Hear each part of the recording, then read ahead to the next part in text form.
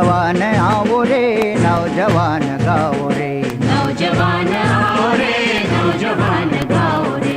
लो कदम मिलाओ रे लो कदम बढ़ाओ रे, लो कदम मिलाओ रे लो कदम बढ़ाओ रे। नौजवान आओ रे नौजवान गाओ रे, नौजवान आओ रे नौजवान गाओ रे।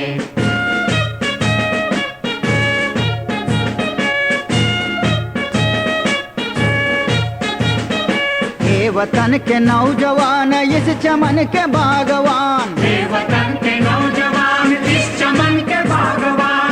एक साथ बढ़ चलो मुश्किलों से लड़ चलो, एक साथ बढ़ चलो मुश्किलों से लड़ चलो। इस महान देश को नया बनाओ रे, इस महान देश को नया बनाओ रे, नौजवान आओ रे नौजवान गाओ रे। नौजवान आओ रे नौजवान गाओ रे।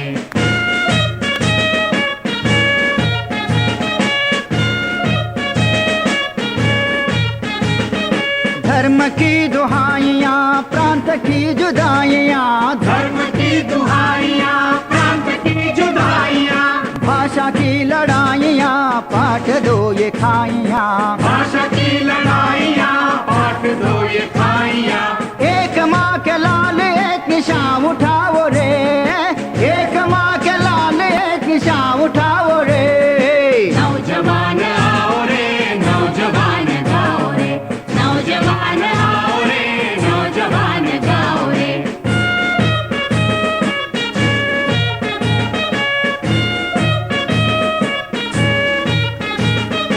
एक बनो नेक बनो खुद की भाग्य रेख बनो, एक बनो नेक बनो खुद की भाग्य रेख बनो। सद्गुणों के तुम हो लाल तुमसे ये जगत निहाल, सद्गुणों के तुम हो लाल तुमसे ये जगत निहाल। शांति के लिए जहाँ को तुम जगाओ रे, शांति के लिए जहाँ को तुम जगाओ रे, नौजवान आओ रे नौजवान गाओ रे। नौजवान आओ रे नौजवान गाओ रे।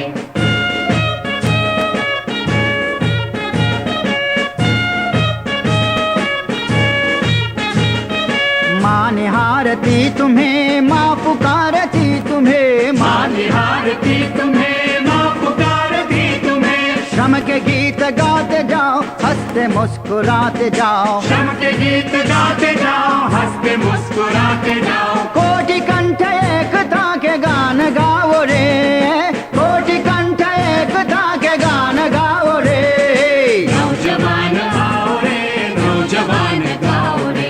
नौजवान आओ रे नौजवान गाओ रे। लो कदम मिलाओ रे लो कदम बढ़ाओ रे, लो कदम मिलाओ रे लो कदम बढ़ाओ रे। नौजवान आओ रे नौजवान गाओ रे, नौजवान आओ रे नौजवान गाओ रे, नौजवान आओ रे नौजवान। আর স্পিচ ভাষা শুরু করছি আমরা তাহলে। হ্যাঁ হ্যাঁ শুরু করো।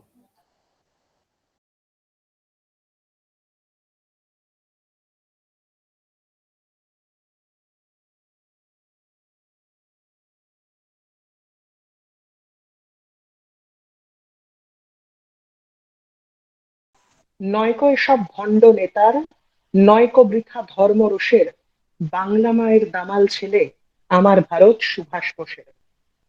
দেশপ্রেম এবং টেরোরিজম যদি সমার্থক শব্দ হয়, তাহলে যে মানুষটা নিজেকে টেরোরিস্ট বলবার স্পর্ধা দেখিয়েছেন এবং বাকি মানুষদেরকেও তাই বলাতে তিনি কোনো আপত্তি করেননি, সেই ভয়ানক দানবীয় প্রতিভার অধিকারী, এবং অবশ্যই তা পূর্ণ প্রতিভা, অর্থাৎ একটা ভয়ানক দানবীয় পূর্ণ প্রতিভার অধিকারী যে ভারতীয় তথা বাংলা মায়ের একটা দামাল ছেলে, এক বীর পুরুষ, তারই নাম বোধহয় নেতাজি সুভাষচন্দ্র বসু।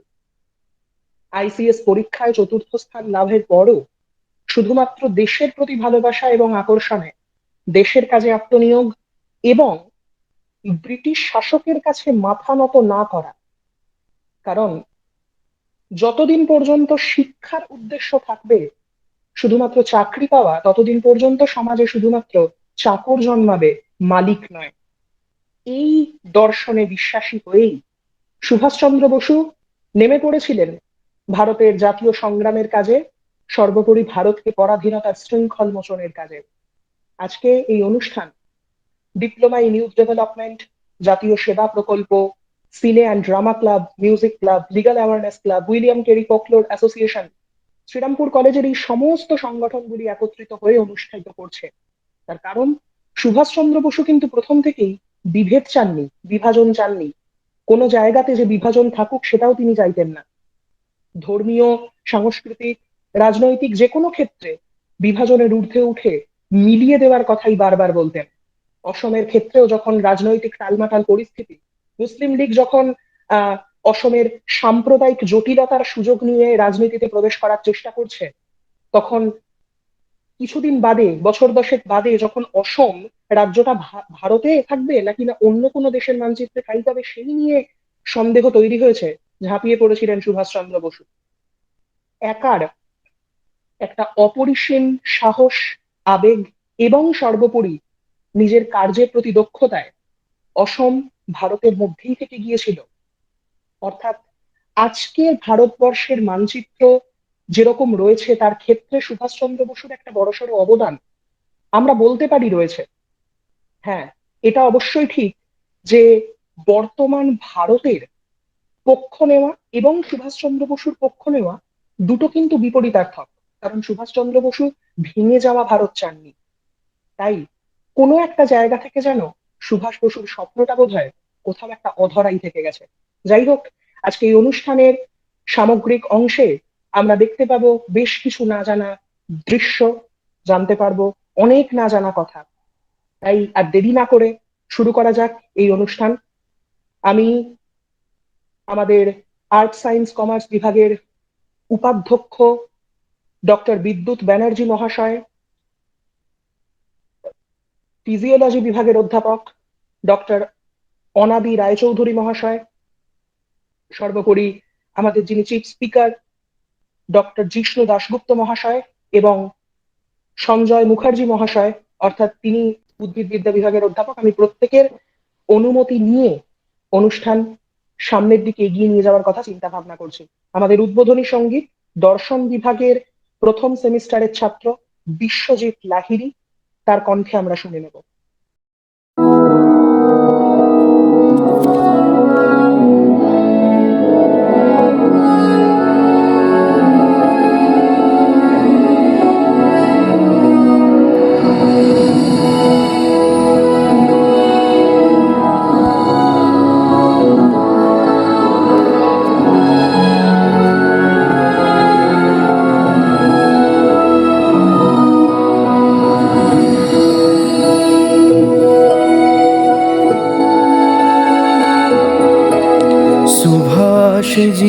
सुभाष जी वो जाने हिंद आ गए हैं, नाज जिस पे हिंद को वो शान हिंद आ गए। सुभाष जी वो जाने हिंद आ गए हैं, नाज जिस पे हिंद को वो शान हिंद आ गए। सुभाष जी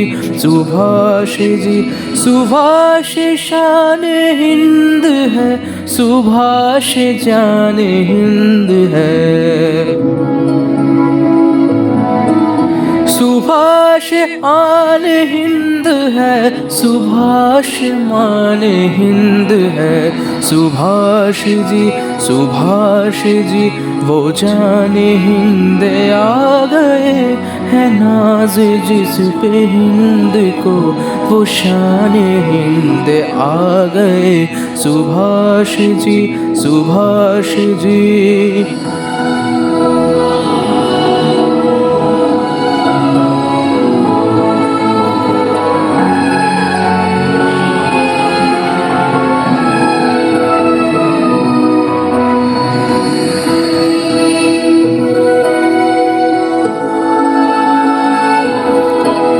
तूफान हिंद लाएंगे, वो शान हिंद लाएंगे।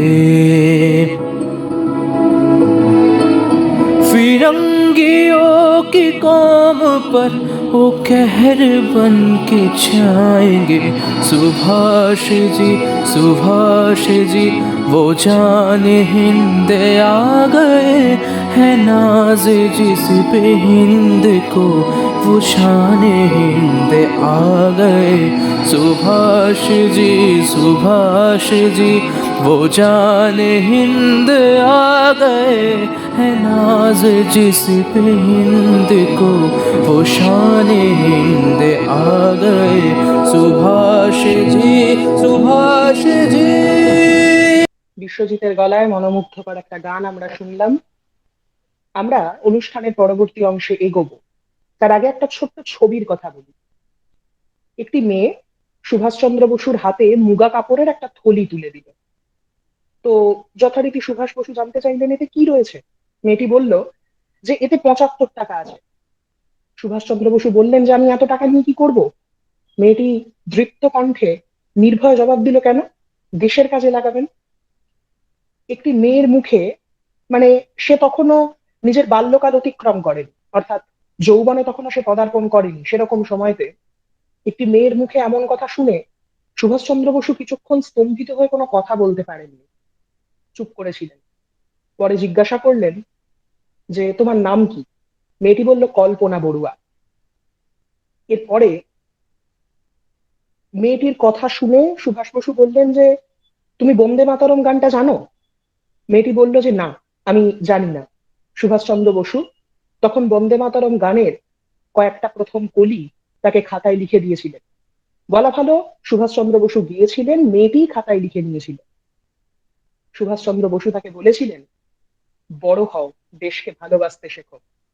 সেই মেয়েটি বিবাহের পর, যার পদবি হয় গুপ্ত, অর্থাৎ কল্পনা বড়ুয়া গুপ্ত, ছিলেন অসমের প্রথম মহিলা সাংবাদিক। অর্থাৎ সুভাষচন্দ্র বসু শুধু একজন মানুষের নাম নয়, একটা যুগ, একটা ইতিহাস, সর্বোপরি একটা অনুপ্রেরণার আর একটা নাম।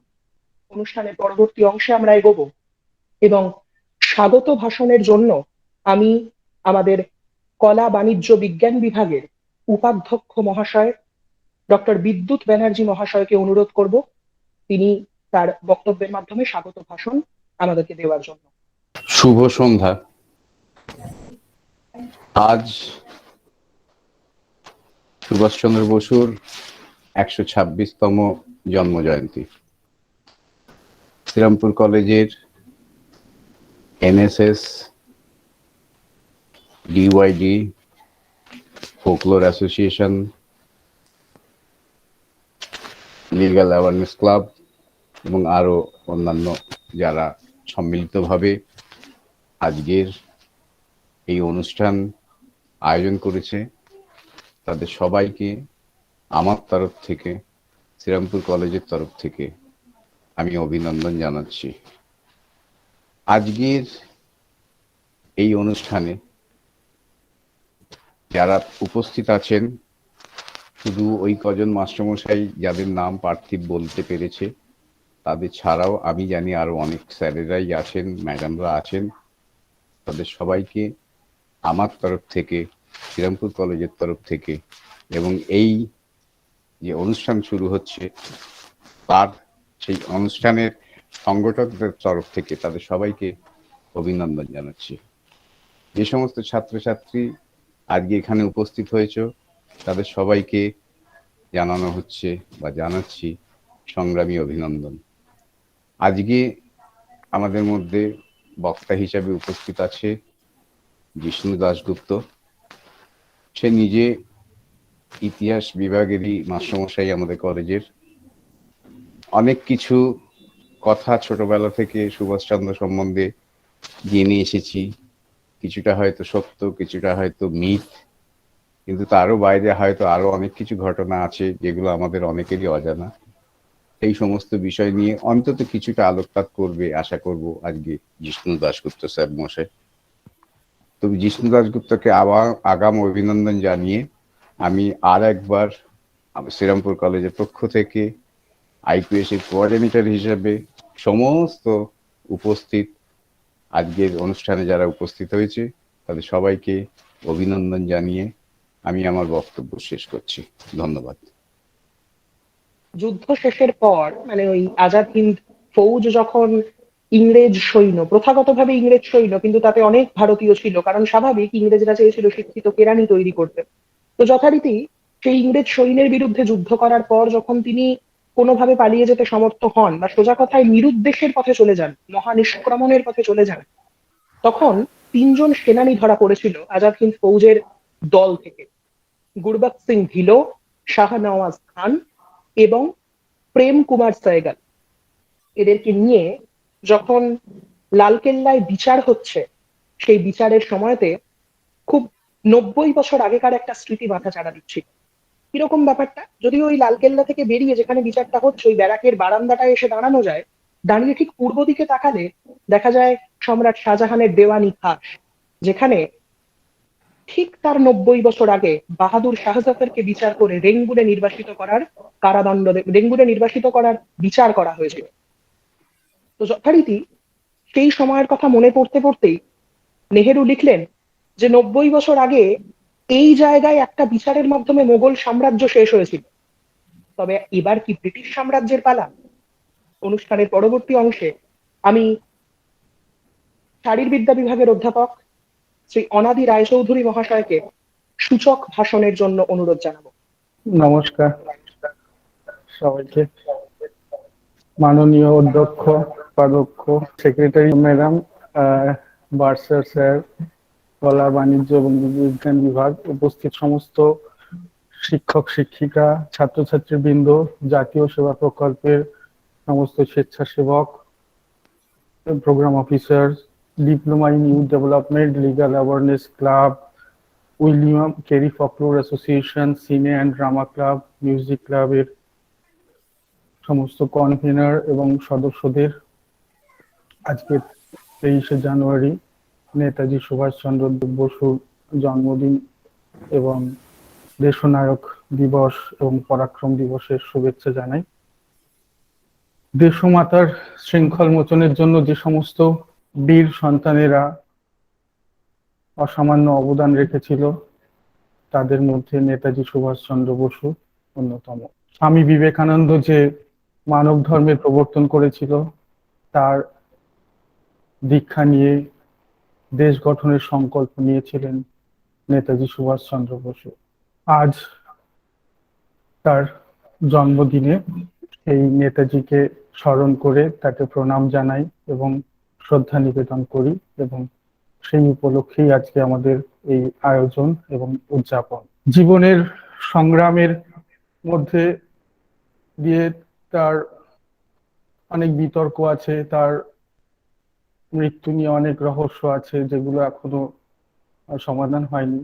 এসবকে উপেক্ষা করে, এসব সত্ত্বেও নেতাজি আজও আমাদের মধ্যে জীবিত আছেন, বেঁচে আছেন, ভারতবাসীর হৃদয়ে অমর হয়ে আছেন।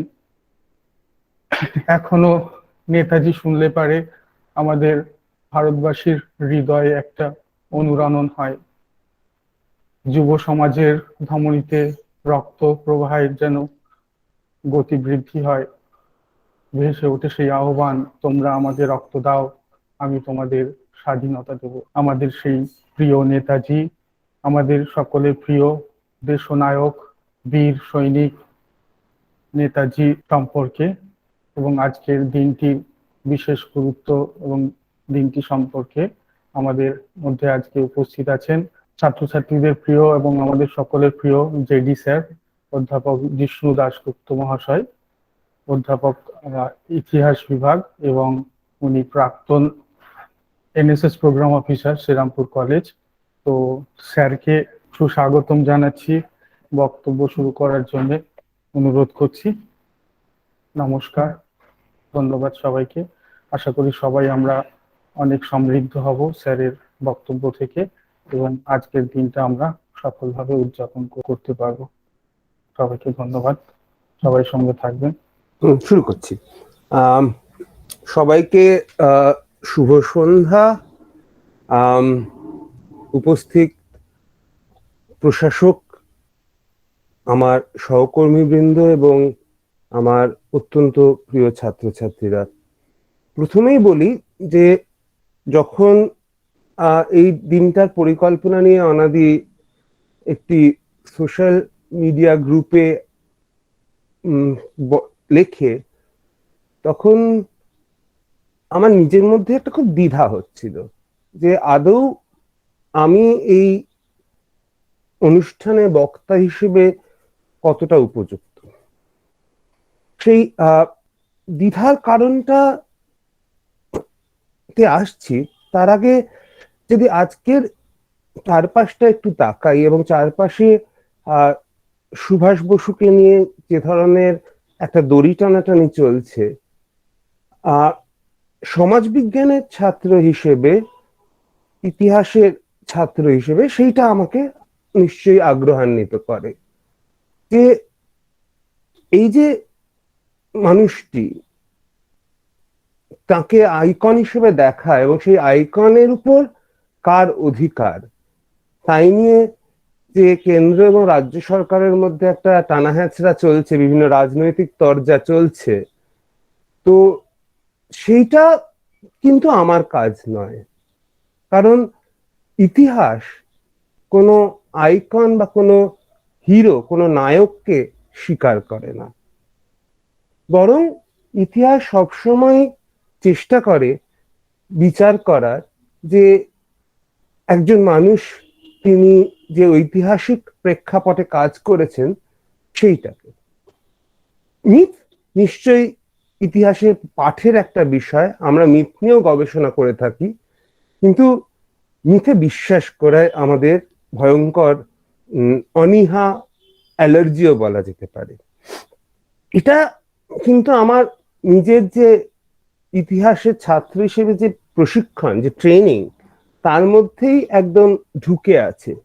সেই জন্যই এই ধরনের অনুষ্ঠানে বক্তা হিসেবে আমার নিজের যোগ্যতা নিয়ে একটা প্রশ্ন আছে।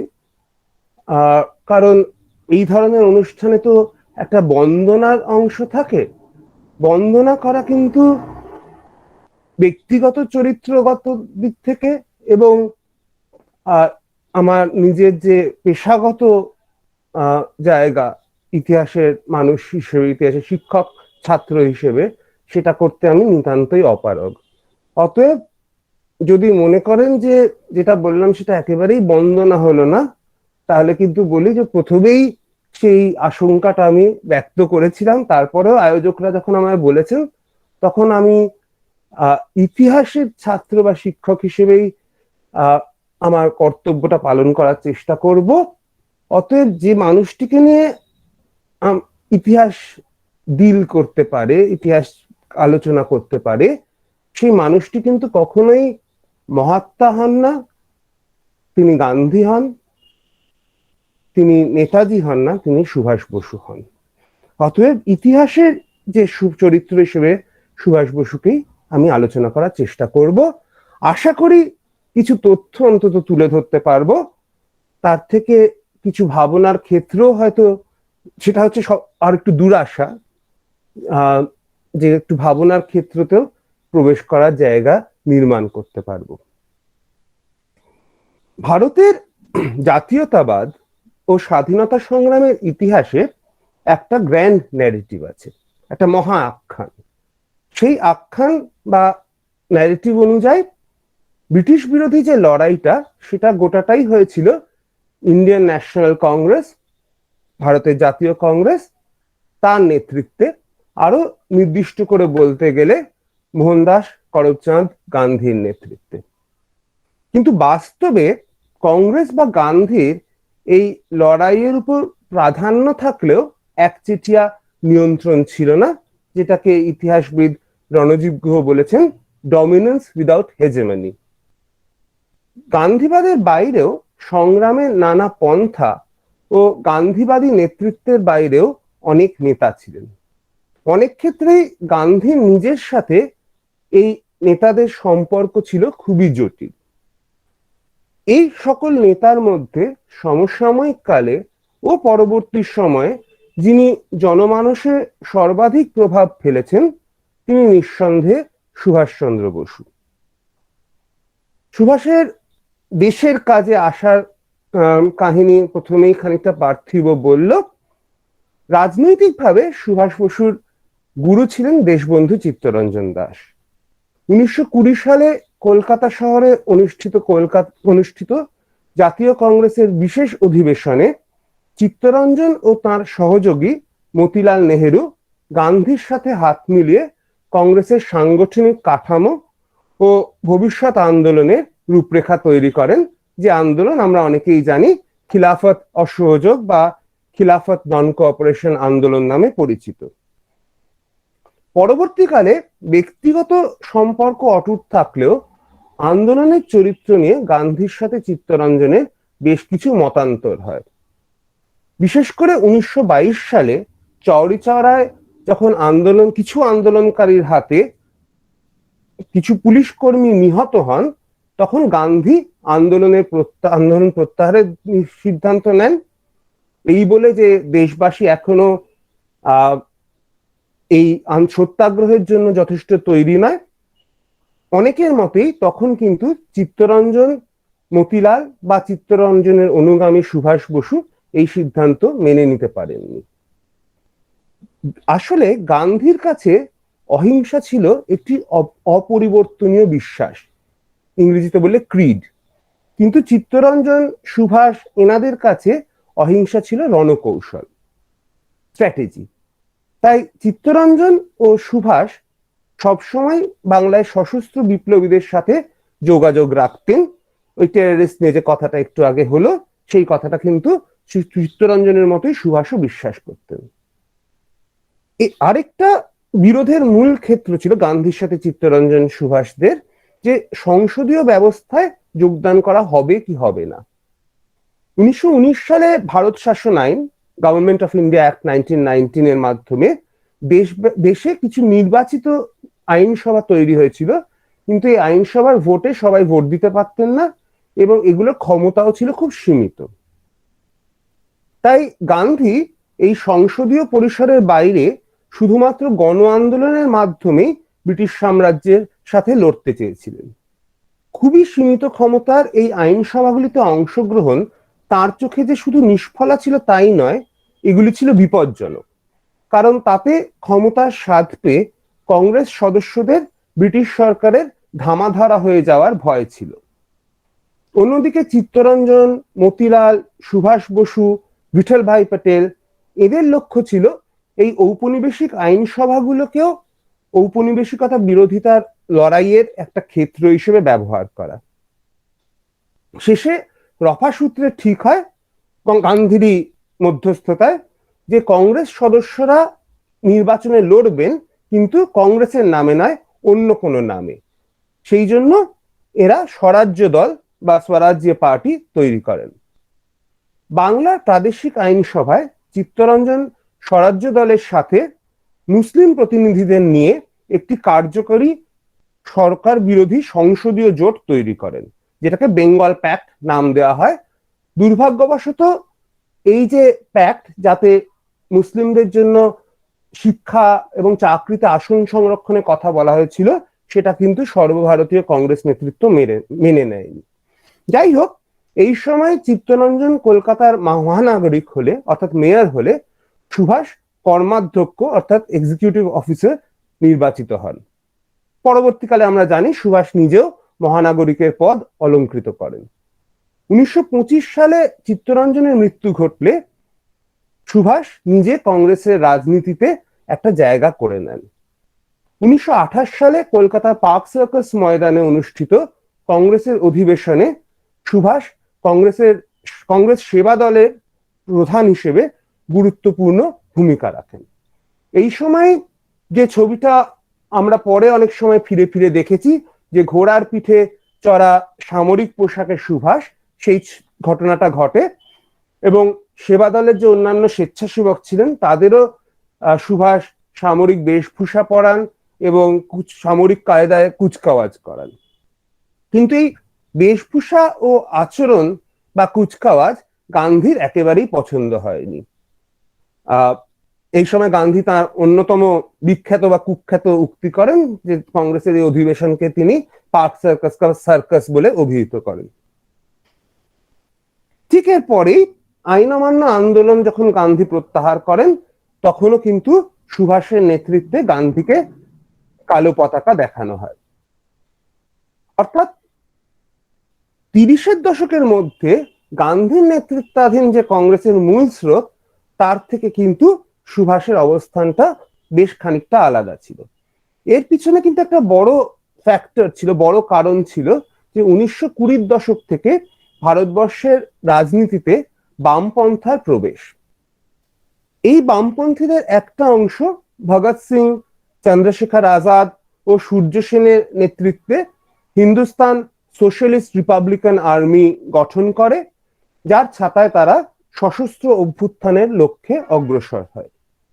অন্যদিকে Indian National Trade Union Congress, all India Kisan Sabha মতো বেশ কিছু শ্রেণীভিত্তিক সংগঠন তৈরি হয়, যেগুলো ছিল কংগ্রেসের সাথে সরাসরিভাবে সম্পৃক্ত। 30-এর দশকের গোড়াতেই সুভাষ, জওহরলাল নেহেরু ও সত্যমূর্তি কংগ্রেসের অভ্যন্তরে তরুণ বামপন্থী নেতৃত্ব হিসেবে উঠে আসেন। 1934 সালে আচার্য নরেন্দ্র দেব, জয়প্রকাশ নারায়ণ, রাম মনোহর লোহিয়া ইত্যাদির নেতৃত্বে গঠিত হয় কংগ্রেস সোশ্যালিস্ট পার্টি। সুভাষ বা জওহরলাল এতে সরাসরি যোগ না দিলেও কংগ্রেসের অভ্যন্তরীণ রাজনীতিতে বামপন্থীরা একসাথে কাজ করতে শুরু করে একটা গোষ্ঠী হিসেবে।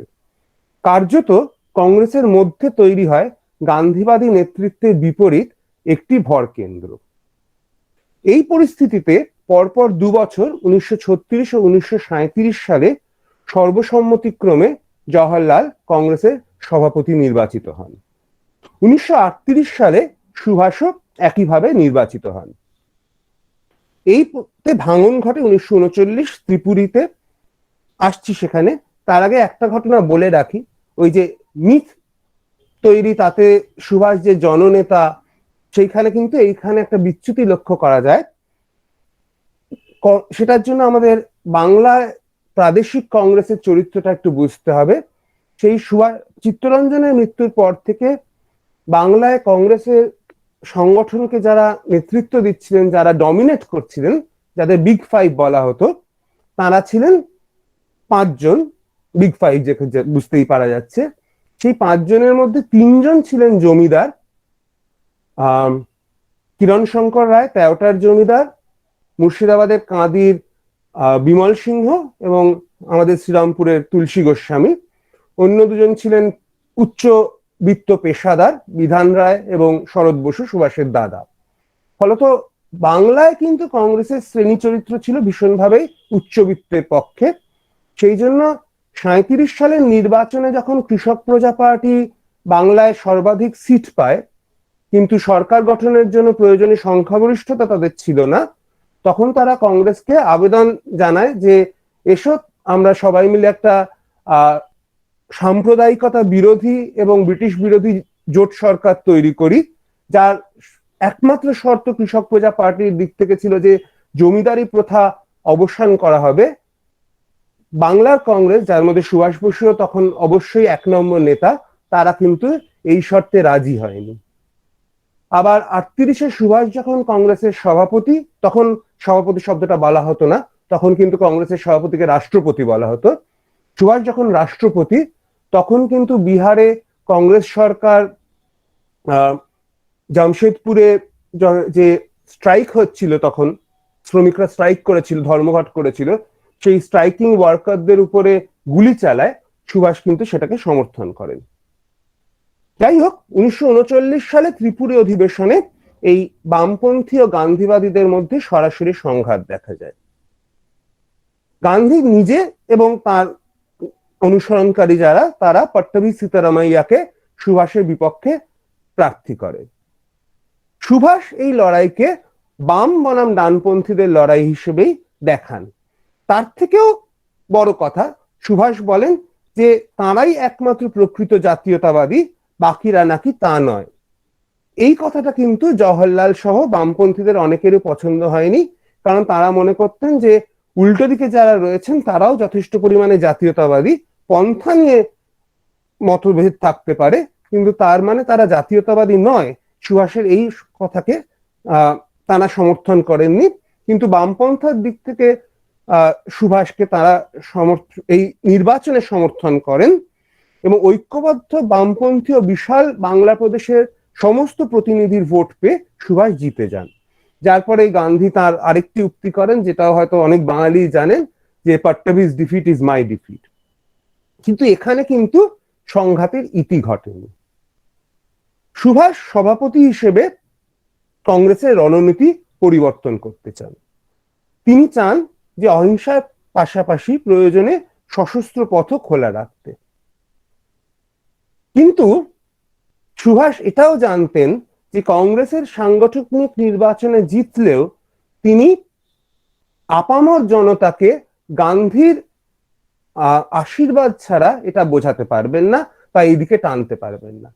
তাই তিনি প্রস্তাব দেন যে কংগ্রেস সভাপতি হিসেবে যে রণনীতি তিনি স্থির করবেন, জনগণকে বোঝানোর দায়িত্ব সেটা গান্ধীকে নিতে হবে। অবশ্যই গান্ধী রাজি হননি।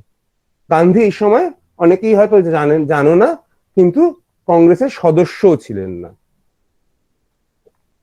আর আটকাতে উত্তরপ্রদেশের গান্ধীবাদী নেতা গোবিন্দ বল্লভ পন্ত প্রস্তাব আনেন যে কংগ্রেসের সভাপতিকে গান্ধীর কথা মতো চলতে হবে, নীতি ও কৌশল স্থির করতে হবে। এবং এই প্রস্তাব কংগ্রেসের অধিবেশনে, আইসিসির যে সভা চলছিল, তাতে বিশাল সংখ্যাগরিষ্ঠতা নিয়ে পাশ হয়ে যায়। এমনকি অনেক বামপন্থী সদস্য এই প্রস্তাব সমর্থন করেন। তো অমলেশ ত্রিপাঠী দেখিয়েছেন যে নামে সভাপতি থেকেও কার্যত ঠুটো জগন্নাথ হয়ে যাওয়া সুভাষ মেনে নিতে পারেননি। তখন পন্থ প্রস্তাব মানার দাবিতে জওহরলাল ও সুভাষ বসু ছাড়া কংগ্রেসের কর্মসমিতি, কংগ্রেস ওয়ার্কিং কমিটির সমস্ত সদস্য পদত্যাগ করেন। এই পরিস্থিতিতে কাজ চালানো অসম্ভব বুঝে সুভাষ নিজেই সভাপতি বা রাষ্ট্রপতি পদ থেকে ছেড়ে দেন। তবে এইখানে একটা কমন ভুল আছে, একটা কমন মিথ আছে, যে সুভাষ কংগ্রেস ছাড়েন এবং কংগ্রেস ছেড়ে ফরওয়ার্ড ব্লক বলে একটি দল তৈরি করেন। আদপেই না। সুভাষ যে ফরওয়ার্ড ব্লক তৈরি করেন সেটা কিন্তু কংগ্রেসের মধ্যেই একটা গোষ্ঠী ছিল। তার উদ্দেশ্য ছিল কংগ্রেসের মধ্যেই যে বিভিন্ন বামপন্থী গোষ্ঠীগুলো কাজ করছিল, যেমন কমিউনিস্ট পার্টি অফ ইন্ডিয়া, তারা কিন্তু তখনও কংগ্রেসের মধ্যে কাজ করছে, কংগ্রেস সোশ্যালিস্ট পার্টি, যার কথা একটু আগে বলছিলাম, কীর্তি কিষান পার্টি বা অনুশীলন সমিতির যে বামপন্থী অংশ, এই সমস্ত বামপন্থী গোষ্ঠী এবং ব্যক্তিকে একটা ছাতার অধীনে আনা। কিন্তু তার আগেই দ্বিতীয় বিশ্বযুদ্ধ এসে যায় এবং এই যুদ্ধ নিয়ে অবস্থান কি হবে তাই নিয়ে বিরোধ লেগে যায়। যখন যুদ্ধ শুরু হয় তখন ভারতীয় নেতাদের সাথে কোনো রকম আলোচনা ছাড়াই তৎকালীন ভাইসরয় লর্ড লিনলিথগো ভারতকে যুদ্ধে জড়িয়ে দেন। এর প্রতিবাদে বিভিন্ন প্রদেশে কংগ্রেসের যে সরকারগুলি ছিল তারা পদত্যাগ করে। কিন্তু বামপন্থীদের জন্য এটা যথেষ্ট ছিল না। তারা চাইছিল ব্রিটিশ সাম্রাজ্যের এই সমূহ বিপদের সুযোগ নিয়ে জোরালো আন্দোলনের মাধ্যমে স্বাধীনতা অর্জন করতে। কিন্তু গান্ধী ও এমনকি নেহেরুও এতে রাজি হননি। সম্ভবত বিশ্বজোড়া ফ্যাসিবাদের জয়ের আশঙ্কা থেকেই তারা তুলনায় নরমপন্থী অবস্থান নেন। তাই কংগ্রেস গণ আন্দোলনের পরিবর্তে ব্যক্তিগত সত্যাগ্রহকে বেছে নেয়। শেষে সিএসপি আন্দোলন পথ ঠিক করার ক্ষেত্রে গান্ধীর নেতৃত্ব স্বীকার করে নিলে অনুশীলন সমিতির মার্ক্সবাদী অংশ ও সিপিআই এর সাথেও তাদের বিচ্ছেদ হয়। অবশ্য 41-এ পরবর্তীকালে যখন সোভিয়েত ইউনিয়নের যুদ্ধে জড়িয়ে পড়ে তখন সিপিআই আবার তার অবস্থান পাল্টে সরাসরি এই যুদ্ধকে সমর্থনের কথা বলে, গণযুদ্ধ বা পিপলস ওয়ারের লাইন নেয়। এই পরিস্থিতিতে সুভাষ কলকাতায় হলওয়েল মনুমেন্ট সরানোর দাবিতে আন্দোলন শুরু করেন এবং এর জেরেই তিনি গৃহবন্দী হন। গৃহবন্দী থাকাকালীন তিনি একটি অনশনও করেন। এই অনশনই ছিল ভারতের মাটিতে তার শেষ রাজনৈতিক পদক্ষেপ। 1941 সালের গোড়ায় ছদ্মবেশে তিনি পালিয়ে প্রথমে আফগানিস্তান এবং তারপরে সেখান থেকে সোভিয়েত রাশিয়া পৌঁছন। তিনি মনস্থির করে ফেলেছিলেন যে বিদেশ থেকে সামরিক সাহায্য নিয়েই ভারতকে মুক্ত করা সম্ভব। কিন্তু রাশিয়ায় স্ট্যালিন তাকে নিরাশ করলে সেখান থেকে তিনি আবার জার্মানি যান এবং সেখানে হিটলার নিজে তাকে সমর্থনের আশ্বাস দেন।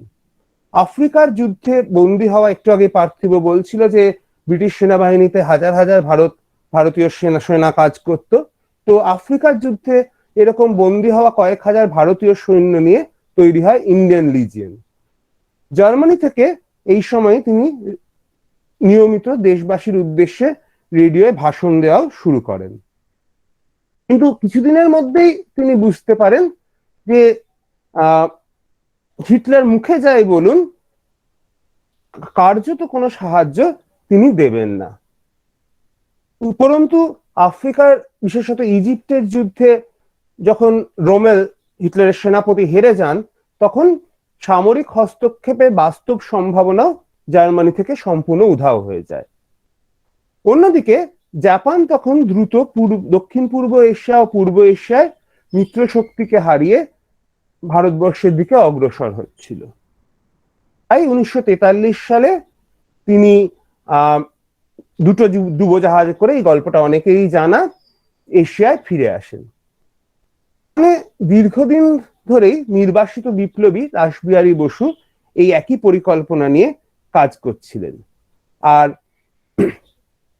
দক্ষিণ পূর্ব এশিয়ায় ভারতীয় যে যুদ্ধবন্দীরা ছিল তাদের নিয়ে ক্যাপ্টেন মোহন সিং, তিনি অলরেডি ইন্ডিয়ান ন্যাশনাল আর্মি, যাকে আমরা আজাদ হিন্দ ফৌজ নামে চিনি, তা গঠন করেন এবং এর রাজনৈতিক নেতৃত্ব ছিল রাসবিহারী বসুর হাতে। এবং রাসবিহারী বারবারই বলেছিলেন তার বক্তৃতায়, তার লেখায়, যে তিনি চান যে সুভাষ আসুন এবং এই নেতৃত্ব নিজের হাতে নিন। অক্টোবর 1943 সালে সুভাষ সিঙ্গাপুরে পৌঁছন, যা তখন জাপানের অধিকারে ছিল, এবং সেইখানে আরজি হুকুমতে আজাদ হিন্দ বা Azad Hind Sarkar, provisional government of free India গঠিত হয়। সুভাষ সেই সরকারে প্রধান হন। তৎকালীন জাপানিজ প্রধানমন্ত্রী হিদেকি তোজো এই প্রকল্পে বিশেষ উৎসাহ দেন। সুভাষের নেতৃত্বে আজাদ হিন্দ সরকার ও তার নেতৃত্বাধীন ফৌজ সংগঠিত হয়। তার নিজস্ব পতাকা, মুদ্রা, ডাক টিকিট ইত্যাদিও জারি হয়। সিঙ্গাপুর ও বর্মায় বসবাসকারী ভারতীয়দের থেকে সংগ্রামের জন্য টাকা তোলা হয়। যুদ্ধবন্দী ছাড়াও এই অঞ্চলে ভারতীয় অধিবাসীদের মধ্যে থেকেও সেনা ভর্তি করা হয়। এর মধ্যে মহিলাদের নিয়ে তৈরি লক্ষ্মী স্বামীনাথনের নেতৃত্বাধীন রেজিমেন্ট এশিয়া ভারতবর্ষের দিকে অগ্রসর হয়। বর্মা সীমান্তে তারা কেটে গেছিল কি? হ্যালো, হ্যাঁ রে, আওয়াজটা একটুখানি কেটেছিল। কোনখান অব্দি শোনা গেছে প্রদীপ্ত, একটু বলো। অল্প অল্প দু চারটে শব্দ শুধু মিস হয়ে গেছে। আচ্ছা, ঠিক আছে, কোনো অসুবিধা নেই, ঠিক আছে, তুই চালা, কন্টিনিউ। বার্মার জাপানি বাহিনীর সাথে সুভাষের স্বাধীন ভারতবর্ষের দিকে আসে। বার্মার সীমান্তে তারা ব্রিটিশ সেনাবাহিনীর মোকাবিলা করে। এই সময় সুভাষ তার বিখ্যাত দিল্লি চলোর ডাক দেন এবং 1944 সালের জুলাই মাসে, একটু আগে যে বক্তৃতার কথা হচ্ছিল, যে রক্তের বিনিময়ে স্বাধীনতা দেওয়ার প্রতিশ্রুতি দেন। এই সময় জাপান তাদের অধিকৃত আন্দামান ও নিকোবর দ্বীপপুঞ্জ আজাদ হিন্দ সরকারের হাতে তুলে দেয়। এই দুটি দ্বীপের নাম হয় স্বদেশ ও স্বরাজ। তবে এখানে জাপানের সামরিক উপস্থিতির মধ্যে আজাদ হিন্দ সরকারের নিয়ন্ত্রণ আদৌ কতটা ছিল এটা কিন্তু বলা কঠিন। এছাড়াও বৈদেশিক নীতির ক্ষেত্রে 43 সালে নভেম্বর মাসে গ্রেটার ইস্টার্ন এশিয়া কনফারেন্স হয়, যেখানে জাপানের বিভিন্ন মদতপুষ্ট যে সরকারগুলো তৈরি হয়েছিল তার প্রধানদের সাথে সুভাষ বসু অংশগ্রহণ করেন। কিউরিয়াসলি, যখন এই আজাদ হিন্দ ফৌজ তার যাত্রা শুরু করে, তখন কিন্তু সুভাষ যে বক্তৃতাটা দেন রেডিওয়ে, সেইখানে কিন্তু তিনি গান্ধীর থেকে আশীর্বাদ চান এবং এখানেই প্রথম গান্ধীকে ফাদার অফ দ্য নেশন বা জাতির জনক বলা হয়। জাপানি পঞ্চদশ বাহিনীর সাথে বার্মার, আজকে মায়ানমারের পথ ধরে আজাদ হিন্দ ফৌজ ব্রিটিশ বাহিনীর সাথে যুদ্ধ করতে করতে পূর্ব ভারতে প্রবেশ করে। এগেন আমরা সবাই প্রায় জানি যে জাতীয় পতাকা উত্তোলিত হয় মণিপুর ও নাগাল্যান্ডে, কিন্তু এই সাফল্য বেশি দিন টেকেনি। অল্প দিনের মধ্যেই যুদ্ধে হেরে এই দুই বাহিনী পিছু হটতে বাধ্য হয়। চতুর্দিক থেকে আক্রান্ত ও বিধ্বস্ত জাপানও কোন রকম সাহায্য করার জায়গায় ছিল না, আর তাদের সাহায্য ছাড়া যুদ্ধ চালিয়ে যাওয়ার ক্ষমতাও আজাদ হিন্দ ফৌজের ছিল না। আন্দামান ও নিকোবরও ব্রিটিশরা পুনরুদ্ধার করে এবং শেষে রেঙ্গুনে আজাদ হিন্দের অবশিষ্ট সৈন্যরা আত্মসমর্পণ করতে বাধ্য হন, যার মধ্যেই তিনজনকে নিয়ে যে বিখ্যাত লালকেল্লার মামলা, সেটার কথাও একটু আগে বলছিল। রেঙ্গুন থেকে সিঙ্গাপুর হয়ে সুভাষ সোভিয়েত রাশিয়ার দিকে রওনা দেন, কিন্তু তাইহকুর কাছে এক বিমান দুর্ঘটনায় তার মৃত্যু ঘটে বলে শোনা যায়, যদিও আমরা জানি যে এটা সত্যতা নিয়ে অনেকেরই সন্দেহ আছে। ভারতের স্বাধীনতা লড়াইয়ের চরিত্র নিয়ে ইতিহাসের পাতায় সাধারণত কংগ্রেসের বক্তব্যই স্থান পেয়েছে, কিন্তু ঔপনিবেশিকতা বিরোধী লড়াই যখন চলছিল তখন উত্তরটা মোটেও এতটা স্পষ্ট ছিল না। তাও এইটা বলা যায় যে জনমানসে গান্ধীর সর্বাধিক অগ্রগণ্য স্থান খুব কম সময় প্রশ্নের সম্মুখীন হয়েছে। ভগৎ সিং এর শহীদ হওয়ার সময় তাকে নিয়ে এক উন্মাদনা সৃষ্টি হয়েছিল, যার ফলে তার সামনে গান্ধীর জনপ্রিয়তাও ম্লান হয়ে গেছিল। আবার ভারত ছাড়ো আন্দোলনের সময় গান্ধী সহ পুরো কেন্দ্রীয় নেতৃত্বই যখন জেলবন্দি, তখন ভারত কা লেনিন জয়প্রকাশ নারায়ণের নেতৃত্বে পূর্ব উত্তরপ্রদেশ এবং বিহারে যে গেরিলা কায়দায় লড়াই চলে, তাতে এই অঞ্চলে তিনি সাময়িকভাবে প্রধান নেতা হয়ে ওঠেন। তবে জাতীয়তাবাদী আন্দোলনে গান্ধীর নেতৃত্বকে সর্বভারতীয় স্তরে একমাত্র সুভাষই ত্রিপুরীতে প্রশ্নের সামনে দাঁড় করাতে পেরেছিলেন। আবার তার আজাদ হিন্দ ফৌজ ছিল ভারতের স্বাধীনতা সংগ্রামে গান্ধীবাদী গণ আন্দোলনের বাইরে হওয়া বৃহত্তম পরীক্ষা বা এক্সপেরিমেন্ট। কিন্তু অক্ষশক্তির অংশ জাপানের সাহায্য নিয়ে প্রচেষ্টা করা নিয়ে যথেষ্ট বিতর্ক আছে। অক্ষশক্তির ঘৃণ্য নীতিসমূহের সাথে আপোষকেও অনেকেই মেনে নিতে পারেননি। সেই সময় কমিউনিস্ট নেতৃত্ব যেমন সুভাষকে তোজোর কুকুর বা রানিং ডগ অফ ইম্পিরিয়ালিজম আখ্যা দিয়েছিল। সুভাষ ও তার সমর্থকরা অবশ্য মনে করতেন যে সাম্রাজ্যবাদী ইংরেজদের নিজেদের গণতন্ত্রের প্রতীক হিসেবে দাবি করার কোনো অধিকারই ছিল না। তারা এই জোটকে শত্রুর দুর্বলতার সুযোগ নেওয়ার উদাহরণ হিসেবে এবং বাস্তববাদী জোট হিসেবেই দেখেছিলেন। অবশ্য এই সিদ্ধান্ত কতটা বাস্তববাদী তাও একটু ইতিহাসের পাতা থেকে খতিয়ে দেখার প্রয়োজন আছে। ইউরোপে অক্ষশক্তির সাথে এইভাবে অন্য দেশে যারা হাত মিলিয়ে সরকার গঠন করে, যেমন ফ্রান্সে ভিসি সরকার বা নরওয়েতে কুইসলিং, তারা কিন্তু কেউই স্বাধীনভাবে দেশ পরিচালনা করতে পারেনি।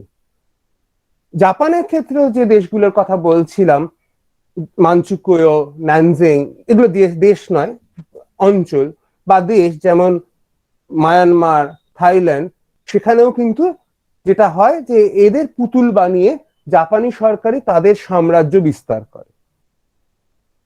অতএব ভারতবর্ষ বা সুভাষ বোসের ক্ষেত্রে এর কোনো ব্যতিক্রম হতো এমনটা ভাবার কোনো ঐতিহাসিক কারণ নেই। অতএব জাপানের সাহায্যে ইংরেজদের দূর করা যদি সম্ভব হতো, তাহলেও স্বাধীনতা আসতো না ভারতবর্ষে একটি জাপানি পুতুল সরকার প্রতিষ্ঠিত হতো, সেই প্রশ্ন থেকেই যাবে।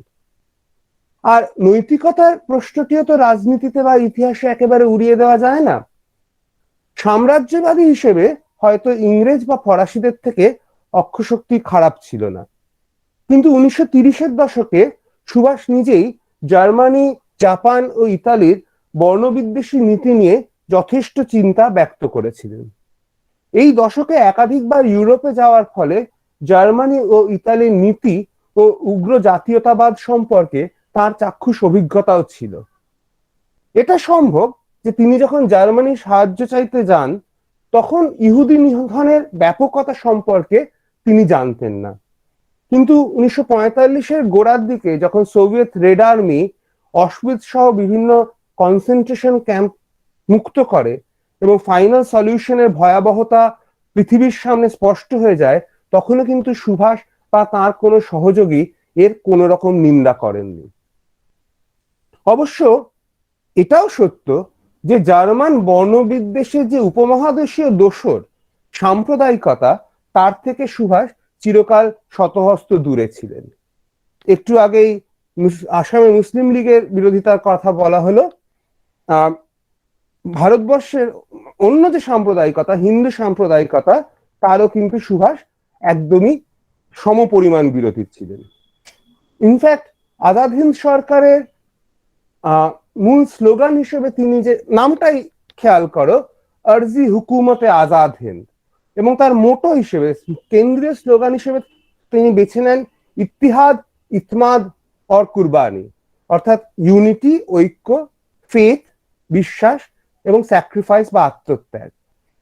এইগুলো আজকের দিনে এই নামগুলো, এই শব্দগুলো ব্যবহার করলে যারা সুভাষের মূর্তি ইন্ডিয়া গেটে স্থাপন করার চেষ্টা করছেন, তারাই নিশ্চয়ই সুভাষকে মুসলিম তোষণের জন্য দায়ী করতেন। আর শ্যামাপ্রসাদ মুখার্জি, যাকে বর্তমান প্রধানমন্ত্রী তার গুরু মনে করেন, শ্যামাপ্রসাদ মুখার্জির লেখা থেকে জানা যায় যে যখনই হিন্দু মহাসভা কলকাতা বা বাংলা কোথাও কোনো সভা করতে যেত, তখনই সুভাষ বসু এবং তার দলবল মিলে মেরে তাদের সভা ভেঙে দিত। সুভাষ বোস বারবারই বলেছেন যে ধর্মকে তিনি রাজনীতিতে প্রবেশ করতে দিতে একেবারেই চান না, এবং যারা ধর্মকে নিয়ে কারবার করছে তাদের ধর্ম নিয়েই থাকা উচিত, রাজনীতিতে তাদের প্রবেশাধিকার সম্পূর্ণ বন্ধ করে দেওয়া উচিত। কিন্তু অক্ষশক্তির যে অন্য রোগটা, অর্থাৎ একনায়কতন্ত্র বা ডিক্টেটরশিপ, সেই রোগটা কিন্তু সুভাষ বসুর মধ্যেও ছিল। সুভাষের ভাইপো শিশির কুমার বসু, যিনি কিনা সুভাষকে পালাতে, ওই ছদ্মবেশে পালানোর সময় গাড়ির চালক ছিলেন, এবং তার ছেলে সুগত বসু, যিনি ঐতিহাসিক এবং রাজনীতিবিদ, তাদের সম্পাদিত the essential writings of Netaji Subhash Chandra Bose গ্রন্থে দেখা যাচ্ছে যে 1944 সালে টোকিও বিশ্ববিদ্যালয়ের একটি বক্তৃতায় সুভাষ বলেছিলেন যে ভারতীয় অভিজ্ঞতা ও ইংল্যান্ড ও মার্কিন যুক্তরাষ্ট্রের ইতিহাস থেকে তিনি, অর্থাৎ সুভাষ বসু, এই শিক্ষাই পেয়েছেন যে স্বাধীন ভারতবর্ষে গণতন্ত্রের কোনো স্থান থাকা উচিত না, বরং দেশ স্বাধীন হলে তিনি একনায়কতন্ত্র বা ডিক্টেটরশিপ প্রতিষ্ঠার প্রতিশ্রুতি দেন। সম্ভবত এই প্রবণতা সুভাষের মধ্যে আগেই ছিল, তাই 1939 সালে অল ইন্ডিয়া কংগ্রেস কমিটির সিদ্ধান্ত মেনে কাজ করা তার পক্ষে সম্ভব হয়নি, তাকে সরে যেতে হয়েছিল। তাই শেষ বিচারে গান্ধীর কথা ধার করেই বলতে হয়, হি ওয়াজ আনডাউটেডলি আ পেট্রিয়ট দো মিসগাইডেড। ধন্যবাদ। ধন্যবাদ স্যার। আপনার বক্তব্যের মাধ্যমে আমরা না জানা বহু কথা, আমি যেটা আমার অ্যাঙ্কারিং এর একদম প্রথম পর্যায়েতেই বলেছিলাম যে আজকের দিনে আমরা বহু না জানা কথা জানতে পারবো, না জানা ছবি দেখতে পাবো, সেরকম বেশ কিছু না জানা ছবি আমাদের চোখের সামনে চিত্রিত হলো, এবং বহু না জানা কথাও আমরা জানতে পারলাম, যেগুলো বিকৃত সত্য হিসেবে আমরা ইতিহাস হিসাবে জানতাম কিছু কিছু ক্ষেত্রে, সেগুলো অনেকাংশে বোধহয় কিছুটা হলেও বিলীন হলো। যথারীতি বর্তমান সমাজের ক্ষেত্রে একটা খুব বড় চাপ রয়েছে। চাপটা ঠিক কিরকম, এটাকে ঠিক চাপ বলা যায় কিনা সে বিষয়েও একটা সন্দেহ তৈরি হয়। তার কারণ সমস্যাটা তৈরি হয়েছে সমাজের একদম অন্তঃস্তরে, একদম ভেতরের দিকে। অনিন্দ্য চট্টোপাধ্যায় একটা লেখা লিখেছিলেন যে থিওরি জমানোর ক্ষেত্রে নথির অমিল, মানে ওই সুভাষ বসুর যে অন্তর্ধান সেই বিষয়ের ক্ষেত্রে অদ্ভুত কিছু সাক্ষ্য, আন্তর্জাতিক ষড়যন্ত্র নেতাজিকে ক্রমশ আরো রহস্যময় করে তুলছিল দিনে দিনে। শ্যামল বসুর সুভাষ ঘরে ফেরে নাই রেডিওর জনপ্রিয় নাটক হলো, নারায়ণ সান্যালের আমি নেতাজিকে দেখেছি হলো স্কুলের গোপন পাঠ। এটা ওই মোটামুটি 40-42 বছর আগের কথা। আর যদি খুব রিসেন্টলি দেখি, অ্যামাজন প্রাইমে প্রাইম ওয়েব সিরিজের মর্যাদা পেল দ্য ফরগটেন আর্মি। সুভাষকে বোঝা শক্ত, এই গানটা খুব প্রচন্ড রকমের জনপ্রিয় হলো। তার কিছুদিন আগে, আজ থেকে যদি একটু কিছুদিন আগে এগিয়ে যাই, বছর 7-8 আগে বোস দ্য ফরগটেন হিরো সিনেমাটা ইউটিউবে লাইকের বন্যা বইয়ে দিয়েছিল। তো যথারীতি ওই কোনটা সত্যি কোনটা মিথ্যে এই নিয়ে ক্রমাগত চলতে থাকছিল একটা চাপানুতোর। নেতাজির ইচ্ছে না থাকলেও তাকে বোধহয় ওই পত্রপত্রিকার বিক্রিটাটায় ফিরতেই হয়েছিল। আসলে যতটা আগ্রহ আমাদের তাকে নিয়ে ওই গোয়েন্দাগিরিতে, তার রহস্য নিয়ে, তার মহানিষ্ক্রমণের ধারণা নিয়ে, ততটাও কিন্তু তার কর্মজীবন নিয়ে নেই। নেতাজি ভবনের একটা স্থায়ী প্রদর্শনীর কিন্তু আয়োজন করা হয়েছে, আমরা কজনই বা সেটা দেখতে যাই। ভিক্টোরিয়া মেমোরিয়ালে তার জীবন নিয়ে একটা বর্ণময় লেজার শো চলছে, কজনই বা সাক্ষী তার। 2013 সালে দক্ষিণ চব্বিশ পরগনার কোদালিয়ার তার যে পৈতৃক বাড়ি, সেটাকে হেরিটেজের মর্যাদা দেওয়া হয়েছে রাজ্যের তরফে, সেটাও আমরা কজনই বা জানি। ইউরোপে বসে তার লেখা আত্মজীবনী অ্যান্ড ইন্ডিয়ান পিলগ্রিম, তারই বা পাঠক সংখ্যা কত? তো যথারীতি সমস্ত ক্ষেত্রেই দেখা যায় যে তিনি যে কাজগুলো করেছেন, যে আদর্শটা আমাদের মনে সঞ্চালিত করে দেবার চেষ্টা করেছিলেন, সেই জায়গা থেকে কোথাও যেন আমরা ভারতীয়রা একটু দূরে সরে এসে ওই তার প্রকৃত বিপ্লবী আদর্শটাকে কোথাও লুকিয়ে রেখে গুজব, ভরং, উৎসব ইত্যাদি দিয়ে সরকারিভাবে নেতাজিকে বরণ করে নেওয়াই আমাদের লোক বলে দেখানোর একটা ব্যস্ততা, এবং নেতাজির উত্তরাধিকারকে ভোট রাজনীতির তেলে বরাবর সাঁতলে নেওয়ার একটা প্রবৃত্তি আমাদের সবাইকার মধ্যেই রয়ে গেছে, এবং এটা ভারতের ক্ষেত্রে এখন একটা বড়সড় চাপের কারণ। তাই আমি এই পর্বটা শেষ করব যে আর না রহস্যে নয়। একটুখানি একটু বল স্টুডেন্টদের যদি স্যারের কাছে কোনো প্রশ্ন থাকে চ্যাট বক্সে লিখতে পারে অথবা আনমিউট করে সরাসরি স্যারকে জিজ্ঞেসও করতে পারে। এক্স্যাক্টলি স্যার, আমি সেটা বলছি। তারই বা মানে রহস্যের মাধ্যমে, রহস্যের বাতাবরণ থেকে সরে এসে জীবনে ফিরুক সুভাষ বসু, সাবালকের বৌদ্ধিক চর্চায় তিনি বেঁচে থাকুন। রবীন্দ্রনাথ ঠাকুর জীবিত ও মৃত ছোট গল্পের একদম শেষে লিখেছিলেন, কাদম্বিনী মরিয়া প্রমাণ করিল সে মরে নাই। সুতরাং সবসময় যে মরেই প্রমাণ করতে হবে যে তিনি মরে নাই, এমন তো কোনো কথা নেই, তাই না? তো যথারীতি আমি অনুরোধ করব কলে থাকা সমস্ত দর্শকদের, যদি তাদের কোনো রকম কিছু প্রশ্ন থাকে স্যারের কাছে, তাহলে সেটা চ্যাট বক্সে লিখে জানাতে, যাতে করে তারা নিজেদের যে সমস্ত আবছা ধারণাগুলো বা একটু উজ্জটিকা সম্পন্ন ধারণাগুলো, সেগুলোকে আরো পরিষ্কার করে দেখবার সুযোগ পায়।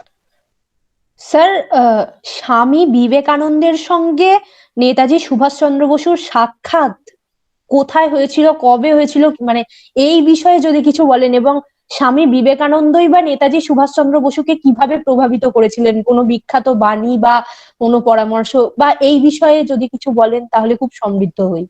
স্যার, আমি বটানি অনার্স ডিপার্টমেন্টের সেকেন্ড ইয়ারের অর্থাৎ থার্ড সেমিস্টারের স্টুডেন্ট। দেখো, ধন্যবাদ তোমার প্রশ্নের জন্য, এবং যতদূর পেরেছি আমি চ্যাট বক্সে যারা করেছেন আমি তাদের সকলকেই ধন্যবাদ বলছি। আর যাই হোক, এখন আবার কথা বলতে হচ্ছে বলে হয়তো লিখতে পারবো না।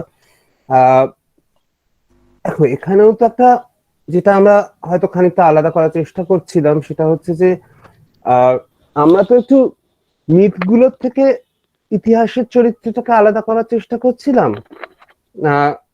ব্যক্তি সুভাষের উপর বিবেকানন্দ একটা বড় প্রভাব ছিল, বিশেষ করে এই দেশব্রত ধারণাটা কিন্তু নিঃসন্দেহে তার কাছে আসছিল বিবেকানন্দের হাত ধরে।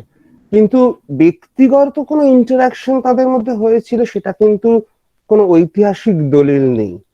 ফলত সেইখানে কোনো স্পেসিফিক বাণীর প্রসঙ্গ হয়তো আমি দিতে পারবো না। তবে এগেন, সুভাষের যে বিশ্বাস, সেখানে যে সাম্প্রদায়িকতা বিরোধিতা, সেখানেও হতে পারে যে বিবেকানন্দের যেহেতু তিনি অনুপ্রাণিত ছিলেন, সেটা একটা প্রভাব ফেলেছিল। যেমন অনেকেই জানেন হয়তো যে ভারতবর্ষের ইতিহাসে সাম্প্রদায়িকতা বা কমিউনালিজমের প্রথম স্ফুরণ ঘটে 1890-এর দশকে, যখন গৌরক্ষিণী আন্দোলন হয় উত্তরপ্রদেশ এবং আরো বিভিন্ন জায়গায়, এবং যেখানে গোহত্যা আটকানোর নাম করে, ঠিক এখনো যেমন চলছে, মানুষ হত্যার প্রক্রিয়া চালু হয়, যে গরু আমাদের মা, তাকে মা খাওয়া যাবে না ইত্যাদি প্রভৃতি। তো সেইটার জন্য কিন্তু এই গৌরক্ষিণী আন্দোলনের নেতারা বিবেকানন্দের সমর্থন চেয়ে চিঠি লেখেন। তাতে বিবেকানন্দ যেমন একটা এক লাইনের উত্তর দিয়েছিলেন, এবং পাবলিক উত্তর, মানে সেই যে চিঠিটা তিনি পেয়েছিলেন এবং তার উত্তর দুটোই তিনি পাবলিক করেছিলেন। সেটা হচ্ছে, লাইক মাদার লাইক সান, গরু যদি মা হয় তাহলে এরকমই ছেলে হবে আর কি, এরকমই সন্তান প্রসব হবে। সুতরাং দেশব্রত এবং সাম্প্রদায়িকতা বিরোধিতা দুটোর মধ্যেই বিবেকানন্দের একটা প্রভাব সুভাষের মধ্যে থেকে থাকতে পারে, কিন্তু এর অন্যান্য সূত্র ডেফিনেটলি ছিল।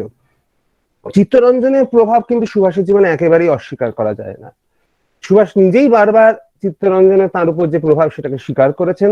তার রাজনৈতিক কৌশলেই হোক, তার নীতিগত জায়গাতেই হোক, সব জায়গাতেই কিন্তু সুভাষ বারবারই চিত্তরঞ্জনের প্রভাবকেই সবচেয়ে গুরুত্বপূর্ণ বলে মনে করতেন।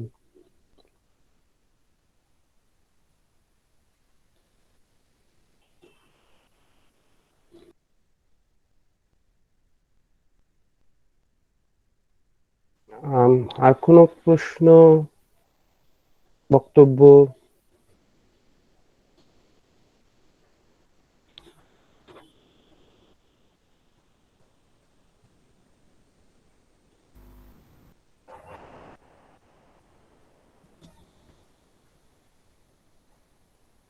তাহলে যেমন মিথের যেহেতু কথা হচ্ছিল, একটা মিথ আমার এখানে তাহলে খণ্ডন করাটা উচিত। যেমন আমি যে কলেজে পড়তাম সেখানে অনেকেই জানতো, বা এই গল্পটা খুব প্রচলিত, যে সুভাষ প্রেসিডেন্সি কলেজে পড়াকালীন প্রফেসর ওটেন বলে ইতিহাসের একজন অধ্যাপক, তিনি ভারতীয়দের খুব হেয় করে কথা বলতেন, এবং সেই জন্য সুভাষ এবং তার যে বন্ধু বান্ধব তারা মিলে ওটেনকে মেরেছিল সিঁড়িতে, এবং সেইটার জন্য সুভাষ বহিষ্কৃত হয়েছিলেন। এগেন এটা একটা মিথ। মিথটার মজাটা হচ্ছে যে সুভাষ সত্যিই বহিষ্কৃত হয়েছিলেন, কিন্তু সেটা সম্পূর্ণ নির্দোষ থাকা সত্ত্বেও সুভাষ ওটেনের এই বক্তব্যের প্রতিবাদ করেছিলেন। কিন্তু যারা ওটেনকে ফিজিক্যালি অ্যাসল্ট করেছিল, শারীরিকভাবে যারা নিগ্রহ করেছিল, তার মধ্যে কিন্তু সুভাষ বসু ছিলেন না। কিন্তু তা সত্ত্বেও যেহেতু প্রতিবাদটা তিনি অরিজিনালি করেছিলেন, তৎকালীন কলেজ কর্তৃপক্ষ সুভাষকে দোষী ঠাউরে বার করে দিয়েছিল কলেজ থেকে। সেই জন্য আমরা বলতাম যে প্রেসিডেন্সি কলেজে পড়াশোনা করে পাশ করার থেকে যদি এক্সপেলড হতে পারিস তাহলে বিখ্যাত হওয়ার চান্স অনেক বেশি। আর কোনো প্রশ্ন, বক্তব্য? যদি না থাকে তাহলে আমরা গান শোনাতে চাই, যেহেতু গান শোনানো হচ্ছিল। অবশ্যই অবশ্যই, এবং তোমার পরে রূপক স্যারও গান শোনাবেন একটা। না না, আমি নিজে গিয়ে শোনাবো না, তাহলে সবাই এখানেই ভেঙে যাবে, সেটা আমার উদ্দেশ্য নয়। শোনো। হ্যাঁ হ্যাঁ।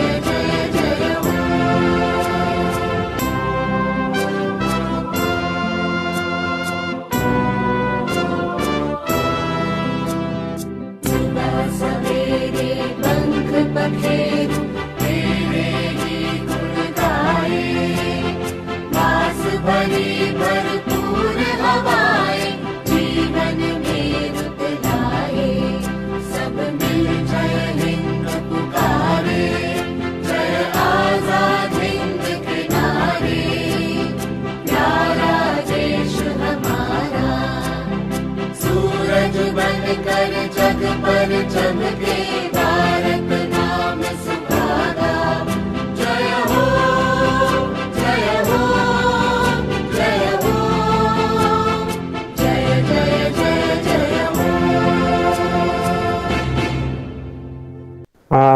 শোনা গেল কি গানটা?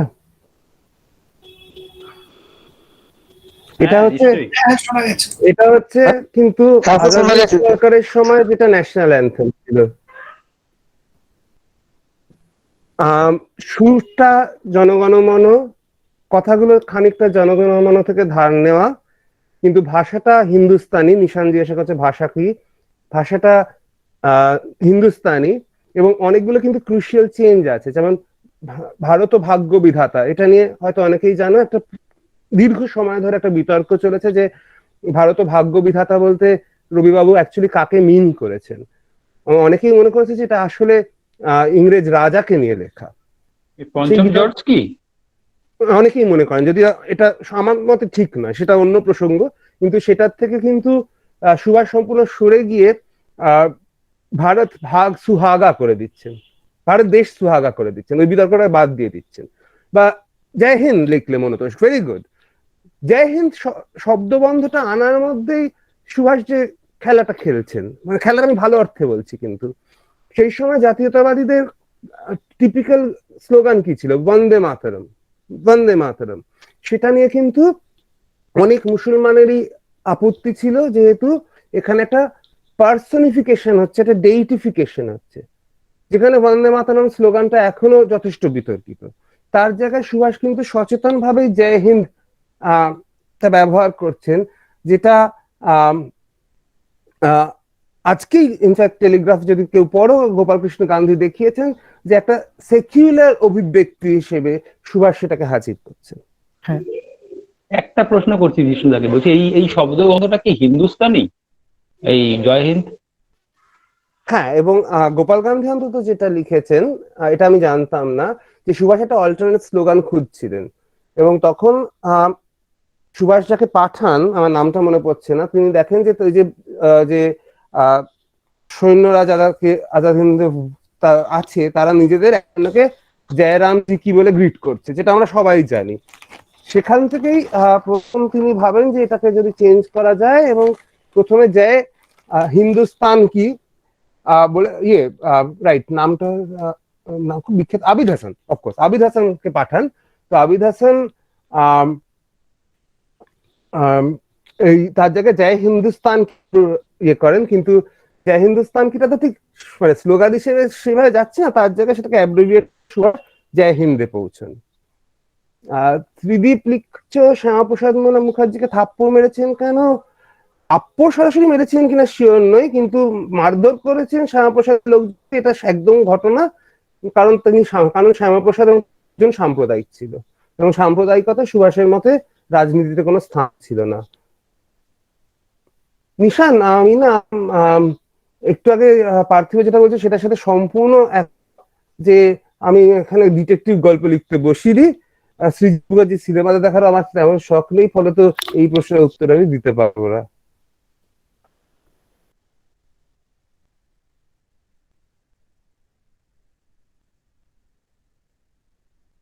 ধন্যবাদ জেডি স্যার। পার্থিবকে বলবো অনুষ্ঠান সামনের দিকে এগিয়ে নিয়ে যাওয়ার জন্য। তারপর তনুশ্রী এবং ভাস্কর, প্লিজ কন্টিনিউ কর। একদম স্যার, অনেক ধন্যবাদ আপনাকে। বহু অজানা জিনিস আমি জানতে পারলাম, যেটা আমি এর আগেও আপনার এই বক্তব্যগুলোর, এই রিসেন্ট বক্তব্যগুলোর আগেও যেটা বলছিলাম। অনুষ্ঠানের পরবর্তী অংশ, যেটা সাংস্কৃতিক পর্ব, সেই অংশটা সঞ্চালনার জন্য আমি তনুশ্রী এবং ভাস্কর দাকে অনুরোধ করব, অর্থাৎ তাদের প্রতি প্রস্তাব জানাবো। পরবর্তী অংশে যেটা সাংস্কৃতিক অনুষ্ঠান রয়েছে, সেখানে কিছু নৃত্য একটা আবৃত্তি রয়েছে, এবং তারপরে সমাপ্তি সঙ্গীতের মাধ্যমে অনুষ্ঠান শেষ হবে। তো অনুষ্ঠানের সাংস্কৃতিক পর্বটা দেখার জন্য সবাইকে একটু টিউন থাকার অনুরোধ জানাচ্ছি, প্রত্যেকে কলে থাকার অনুরোধ জানাচ্ছি। তো পরবর্তী অংশে অগ্রসর হোক অনুষ্ঠান।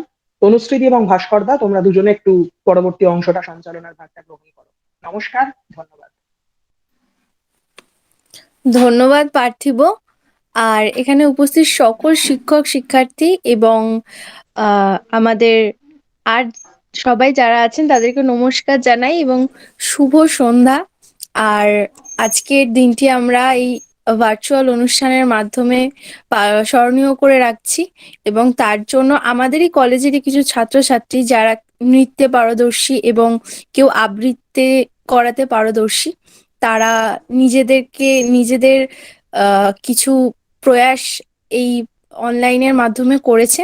তো প্রথমে আমি বলবো যে শতবিশাকে, botany honours 3rd semester, শতবিশা Das, ও একটি লাইভ আবৃত্তি করে শোনাবে।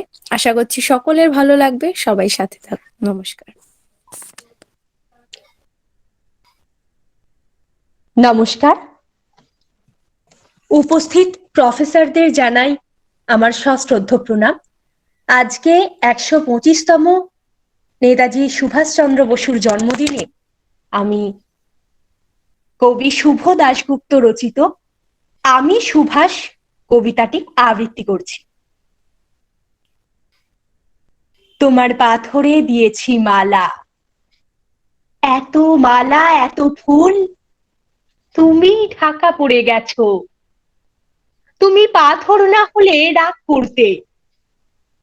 56 বছর আগের এক মধ্যরাতে এলগিন রোডের 3 তলার ঘরে আলো জ্বলছিল। চাদর গায়ের এক ছায়া মূর্তি পায়চারি করছিল অবিরাম। বাইরের রাস্তায় ইংরেজ পুলিশের চর সতর্ক সজাগ চোখে দেখছিল। তার সব সতর্কতাকে বুদ্ধ বানিয়ে তুমি তখন অন্ধকার চিরে ছুটে চলেছ আলোর পথে। দেশের মানুষ, কাক, পক্ষী কেউ টের পায়নি। তুমি চলে যাবার পর 56টা শীত, বর্ষা, গ্রীষ্ম উধাও।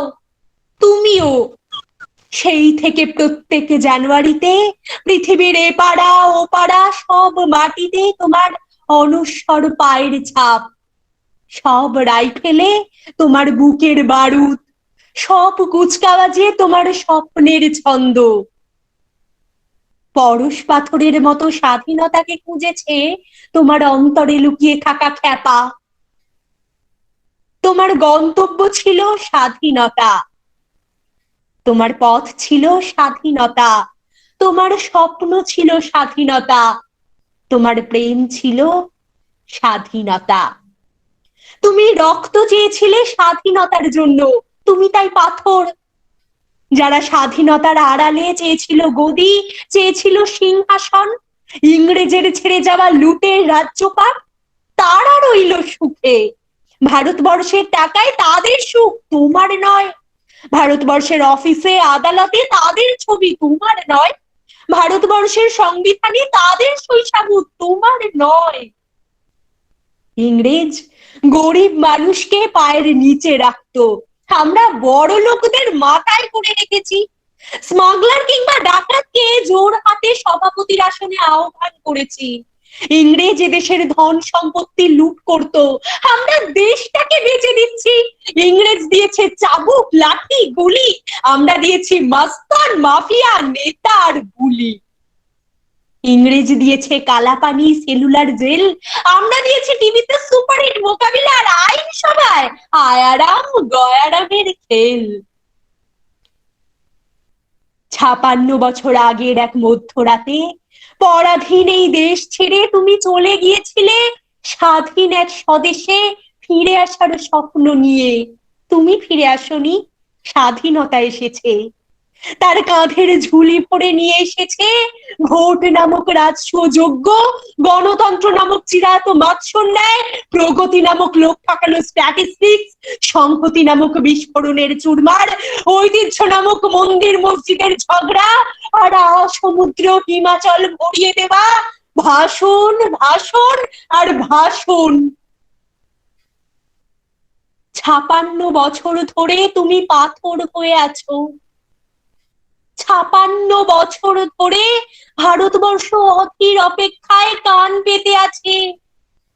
ইথার তরঙ্গে কবে হঠাৎ শোনা যাবে স্বাধীনতার নিজস্ব কণ্ঠস্বর? আমি সুভাষ বলছি। ধন্যবাদ। খুব সুন্দর হয়েছে শতবিশা, তোমার আবৃত্তিটা। আশা করছি সবার খুব ভালো লেগেছে। তো এবার আমাদের শ্রীরামপুর কলেজের অধ্যাপক, ইলেকট্রনিক বিভাগের এবং কনভেনার মিউজিক ক্লাবের স্যার রূপক ভট্টাচার্যকে আমি অনুরোধ করছি আপনার গান পরিবেশনা করার জন্য। সকলকে ধন্যবাদ এই অনুষ্ঠানে আমাকে আমন্ত্রণ জানানোর জন্য আমাদের সবার প্রিয় অনাদিদা ইয়ার্সি স্যার রিকোয়েস্ট করেছিলেন একটা দেশাত্মবোধক গান গাইতে।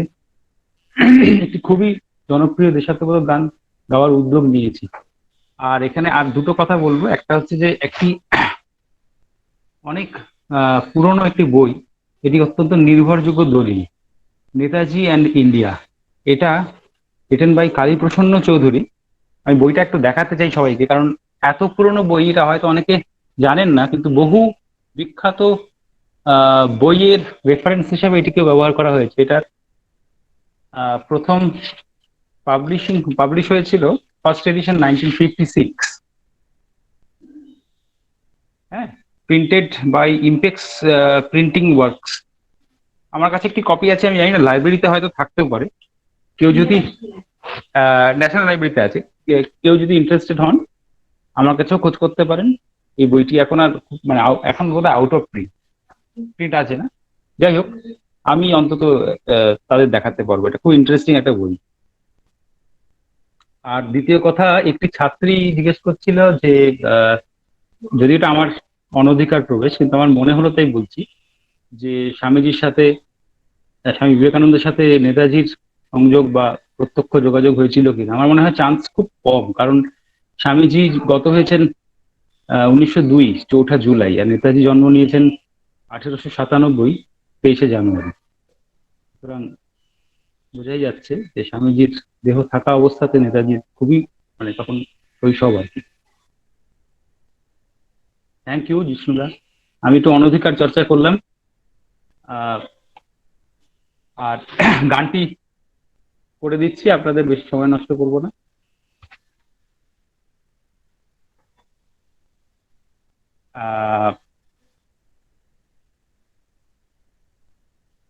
গানটি শিবদাস বন্দ্যোপাধ্যায়ের লেখা একটি বাংলা ছায়াছবির গান, মান্না দে গিয়েছেন। ভারত আমার ভারতবর্ষ, স্বদেশ আমার স্বপ্ন গো, তোমাতে আমরা লোভিয়া জনম, ধন্য হয়েছি ধন্য গো। কিরীট ধারিণী তুষার শৃঙ্গে, সবুজে সাজানো তোমার দেশ, তোমার উপমা তুমি, তোমার উপমা তুমি, তোমার রূপে নাই তো শেষ। সঘন গহন তমসা সহসা আসে যদি নেমে আকাশে তোর, হাতে হাত রেখে মিলি একসাথে আমরা আনিব নূতন ভোর।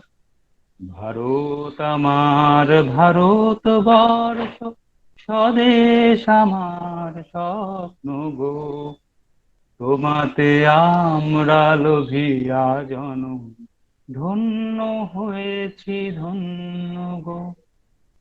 শক্তি দায়িনী দাও মা শক্তি, ঘুচাও দীনতা ভীরু আবেশ। শক্তি দায়িনী দাও মা শক্তি, ঘুচাও দীনতা ভীরু আবেশ। আধার রজনী ভয়ে কি জননী, আধার রজনী ভয়ে কি জননী, আমরা বাঁচাবো হে মহাদেশ। রবীন্দ্রনাথ বিবেকানন্দ বীর সুভাষের মহান দেশ, নাহি তো ভাবনা করি না চিন্তা, হৃদয়ে নাই তো ভয়ের লেশ। ভারত আমার ভারতবর্ষ, স্বদেশ আমার স্বপ্ন গো, তোমাতে আমরা লোভিয়া জনম, ধন্য হয়েছি ধন্য গো, ধন্য হয়েছি ধন্য গো, ধন্য হয়েছি ধন্য গো। নিশ্চয়ই। Thank you so much sir. খুব ভালো লাগলো আপনার গানটা, আশা করছি সবার খুব ভালো লেগেছে। আর আশা করছি আগামী সমস্ত প্রোগ্রামে আপনাকে আমরা আমাদের সাথে পাবো। Pleasure is mine. আচ্ছা, আরেকটা বলে নিই যে এই বইটির ব্যাপারে আমি বলতে ভুলে গেছিলাম। এই সম্পর্কে আচ্ছা। আমার দাদা শ্বশুর, এবং আমার কাছে বেশ কয়েকটি কপি রয়েছে এখনো। যদি এটা কেউ নিতে চান, পড়তে চান, আমার থেকে নিয়ে নিতে পারেন। থ্যাংক ইউ, আপনারা চালিয়ে যান, আমি কিছুক্ষণ থাকতে পারবো। আচ্ছা sir, thank you so much. Next আমরা যার নৃত্য পরিবেশনা দেখব, Ritwika Majumdar, communicative English department, 3rd semester.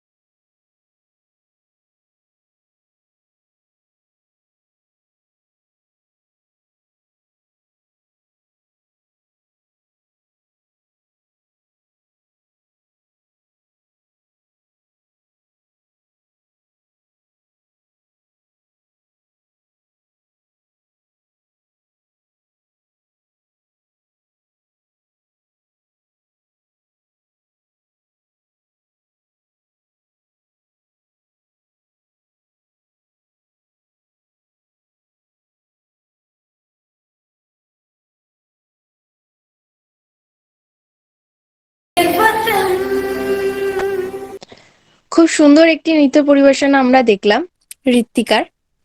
এবার নেক্সট আমরা দেখবো রাইমা মুখার্জির নৃত্য পরিবেশনা, বাংলা বিভাগের 1st সেমিস্টারের ছাত্রী।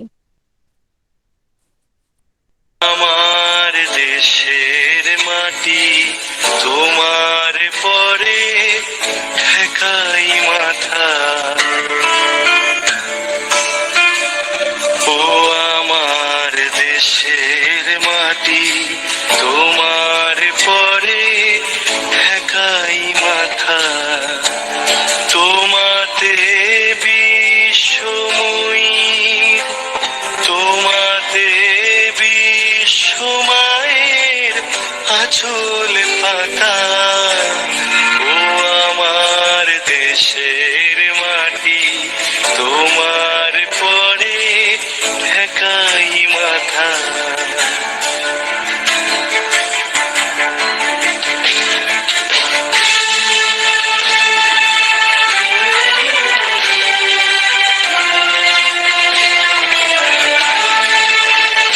তুমি মিশেছ মোর দেহের সনে, তুমি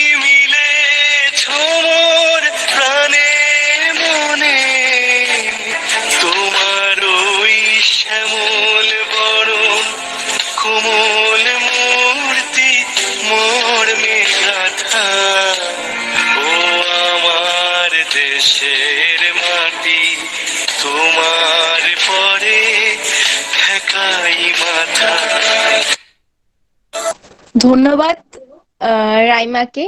ও এত সুন্দর একটা নৃত্য পরিবেশনা করে পাঠিয়েছে। আশা করছি সবার খুব ভালো লেগেছে। তো আমরা পরবর্তী পরিবেশনায় চলে যাব। সোনিয়া পাত্র, বাংলা বিভাগের ফার্স্ট সেমিস্টারের ছাত্রী। আমি অনাদি স্যারকে রিকোয়েস্ট করব স্ক্রিন শেয়ার স্টার্ট করার জন্য।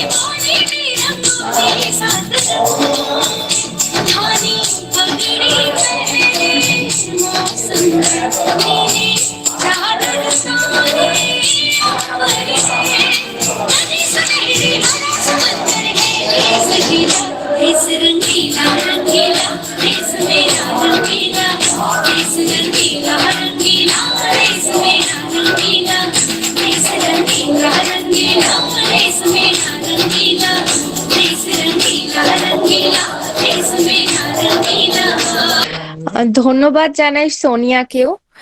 খুব সুন্দর একটি নাচ পরিবেশনা করেছে।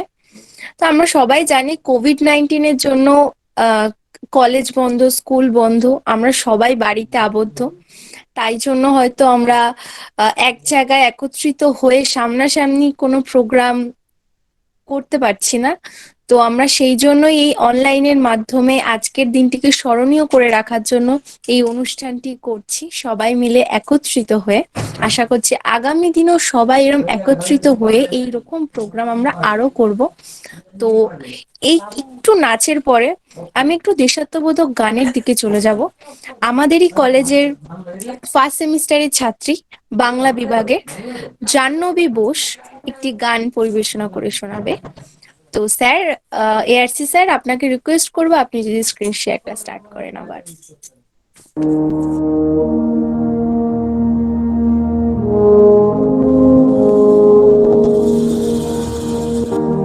तलवारों पे सरवार दिए,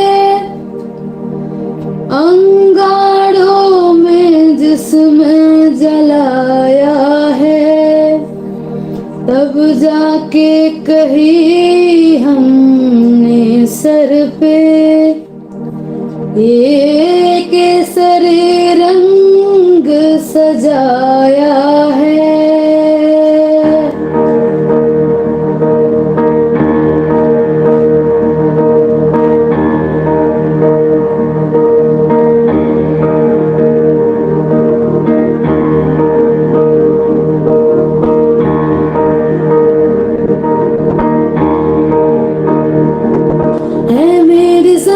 अफसोस नहीं जो तेरे लिए सौ दर्द सहे, महफूज रहे तेरी आन सदा, चाहे जान मेरी रहे न रहे। ऐ मेरी ज़मीं महबूब मेरे, मेरी नस नस में तेरा इश्क बहे, फीका न पड़े कभी रंग तेरा, जिस्मों से निकल के खून कहे।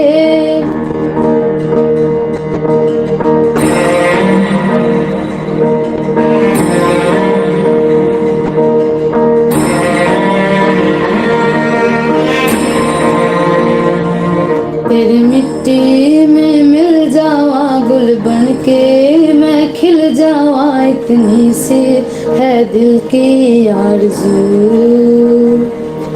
तेरी नदियों में बह जावा, तेरी खेतों में लहरावा, इतनी सी है दिल की आरज़ू।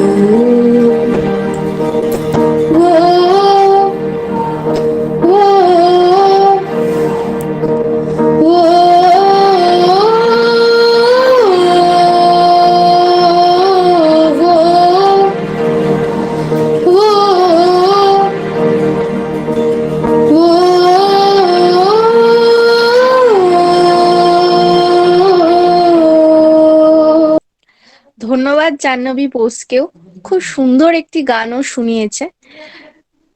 আই থিঙ্ক নেটওয়ার্ক প্রবলেমের জন্য হয়তো একটু প্রবলেম হয়েছে, গানটা একটু সাউন্ডের প্রবলেম করেছে, বাট সত্যিও খুব সুন্দর গান গায়।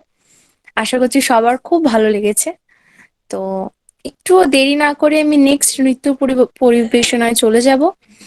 যেটা আমরা এখন দেখতে চলেছি সেটা হচ্ছে আমাদের শ্রীরামপুর কলেজেরই ছাত্রী, একজন পঞ্চম সেমিস্টার, একজন ফার্স্ট সেমিস্টারে, তাদের দুজনের একত্রিতভাবে একটি নৃত্য পরিবেশনা তারা আমাদের সামনে পরিবেশ করতে চলেছে।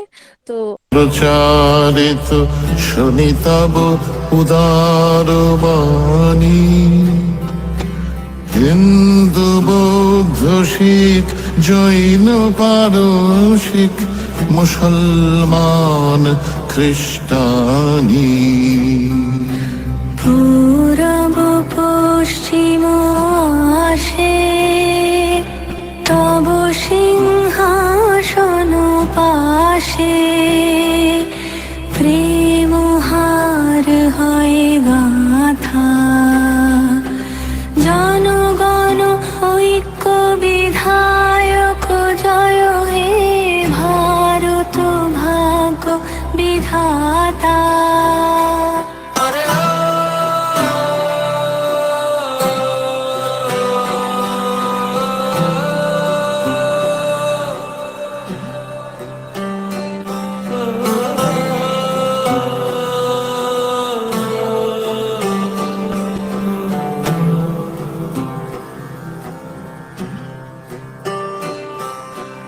পতন অভ্যুদয় বন্ধুর পন্থা, যুগ যুগ ধাবিত যাত্রী, হে চির সারথি তব রথ চক্রে মুখরিত পথ দিন রাত্রি, দারুণ বিপ্লব মাঝে তব শঙ্খ ধ্বনি বাজে, সংকট দুঃখ ত্রাতা,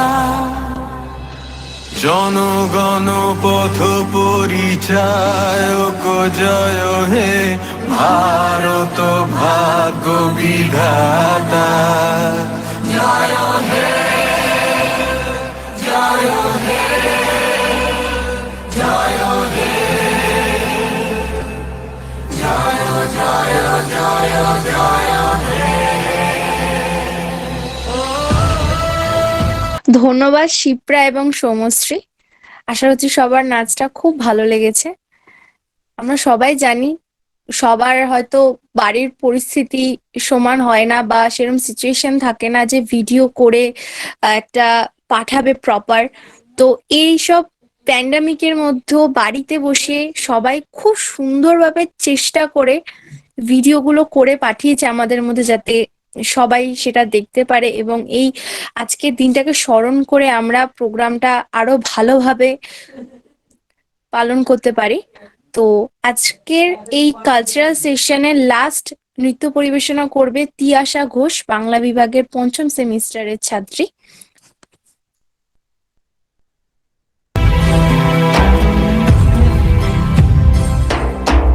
ঘোর তিমির ঘন নিবিড় নিশীথে পীড়িত মূর্ছিত দেশে,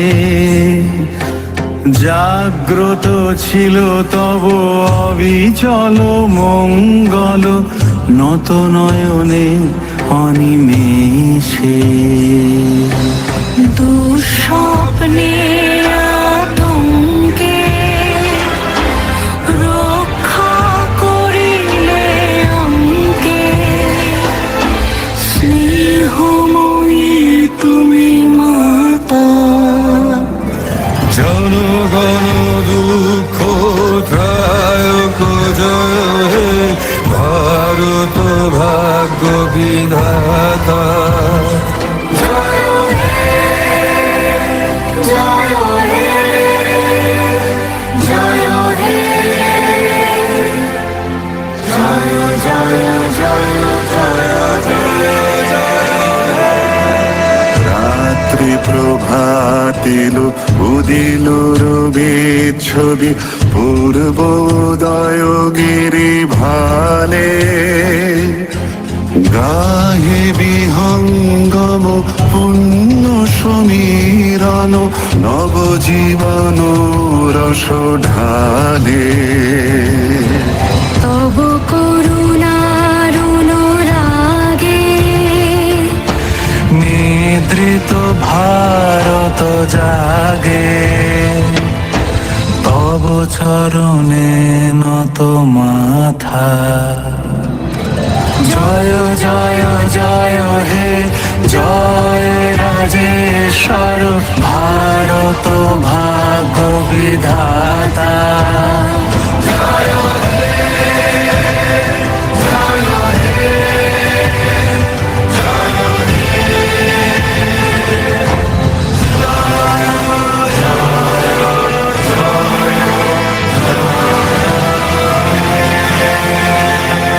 ধন্যবাদ তিয়াশাকেও, খুব সুন্দর একটি নাচও দেখালো আমাদেরকে। আর আমরা একদম শেষ পর্যায়ে চলে এসেছি অনুষ্ঠানের। তো এইমাত্র একটা ভিডিও আমরা পেয়েছি।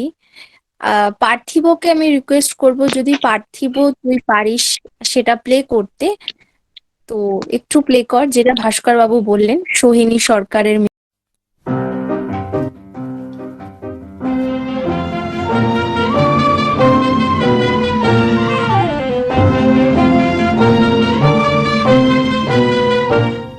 আমি ঝঞ্ঝার মতো দুর্বার, আমি উর্মির মতো চঞ্চল, আমি বক্ষে ধরেছি সঙ্গীন, আমি কক্ষে বেঁধেছি অঞ্চল, আমি ঝঞ্ঝার মতো দুর্বার, আমি উর্মির মতো চঞ্চল, আমি বক্ষে ধরেছি সঙ্গীন, আমি কক্ষে বেঁধেছি অঞ্চল।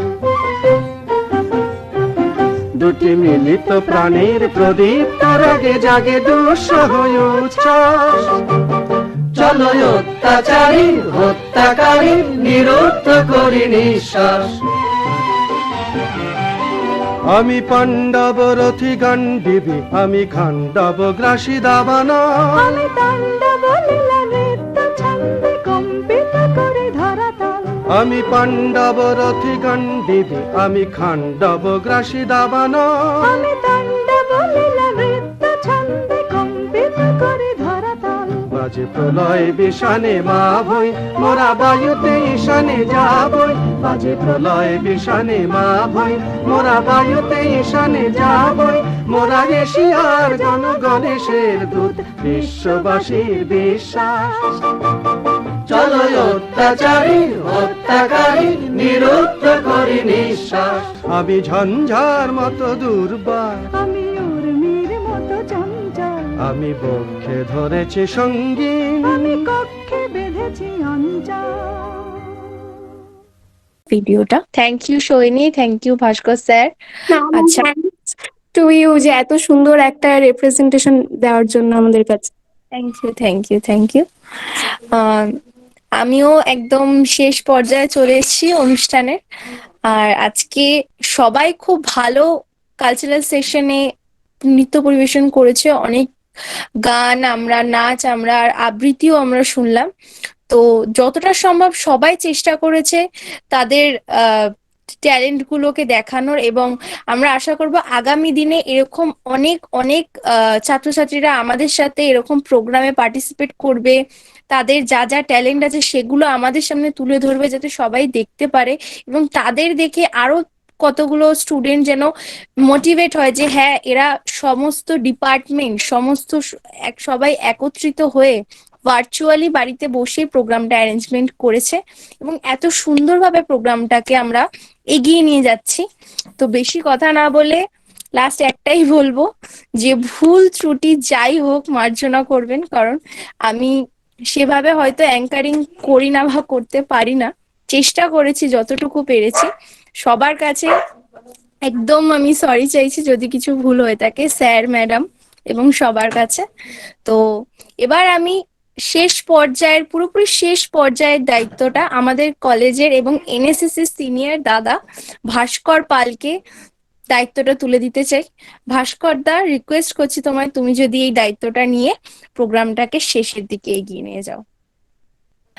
তো ভাস্কর দা, তোমাকে এবার অনুরোধ করছি, তুমি যদি শেষ পর্যায়ে একদম প্রোগ্রামটাকে নিয়ে তোমার যা যা বলার আছে বলে প্রোগ্রামটাকে শেষ করো। ধন্যবাদ তনুশ্রী। আজ নেতাজি সুভাষচন্দ্র বসুর জন্মদিন উপলক্ষে এই পরাক্রম দিবসে অনুষ্ঠানে থাকতে পেরে আমি নিজেকে খুবই গর্বিত মনে করছি। আজ এই স্বাধীন ভারতে যে আমরা দাঁড়িয়ে আছি আর পরাক্রম দিবস এই পালন করছি, তার পিছনে অন্যতম কারিগর হলেন নেতাজি সুভাষচন্দ্র বসু। আর আমরা আজকের প্রোগ্রামের একদমই শেষ লগ্নে এসে দাঁড়িয়েছি। তো আমি আমাদের এনএসএস এর প্রোগ্রাম অফিসার ও আমাদের শ্রীরামপুর কলেজের কমিউনিকেটিভ ইংলিশ ডিপার্টমেন্টের প্রফেসর প্রদীপ্ত সাউ মহাশয়কে কিছু বলার জন্য অনুরোধ করছি। নেতাজি সুভাষচন্দ্র বসুর জন্মদিন আর পরাক্রম দিবস উপলক্ষে NSS, youth development, legal awareness club, William Carey folklore association এবং সিনে অ্যান্ড ড্রামা ক্লাবের পক্ষ থেকে যে অনুষ্ঠান আজকে আয়োজন করা হয়েছিল তা অত্যন্ত সুষ্ঠুভাবে সম্পন্ন হলো। কিন্তু এই অনুষ্ঠানটা সুষ্ঠুভাবে সম্পন্ন করতে গিয়ে যাদের অবদান একবারে অনস্বীকার্য, তাদেরকে ধন্যবাদ না দিলে ছোট করা হয়। তো প্রথমেই ধন্যবাদ জানাবো আমাদের অধ্যক্ষ ডক্টর ভানসান্দুরাকে, তিনি এই অনুষ্ঠানটার অনুমতি দেওয়ার জন্য।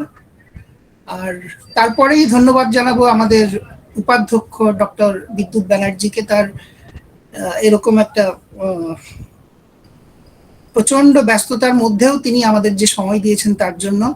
এবং শারদিয়া ম্যাডামকেও ধন্যবাদ জানাবো, তার এই আমাদের যে চ্যাট বক্সে আমি দেখছি ঘন ঘন তার যে মোটিভেটেড SMS সেগুলো চলে আসছে, তাতে ছাত্রছাত্রীরা ভীষণভাবে কিন্তু অনুপ্রাণিত হয়। তাকে ধন্যবাদ, আমাদের এএসসি সেক্রেটারি ডক্টর শারদিয়া রয়কে।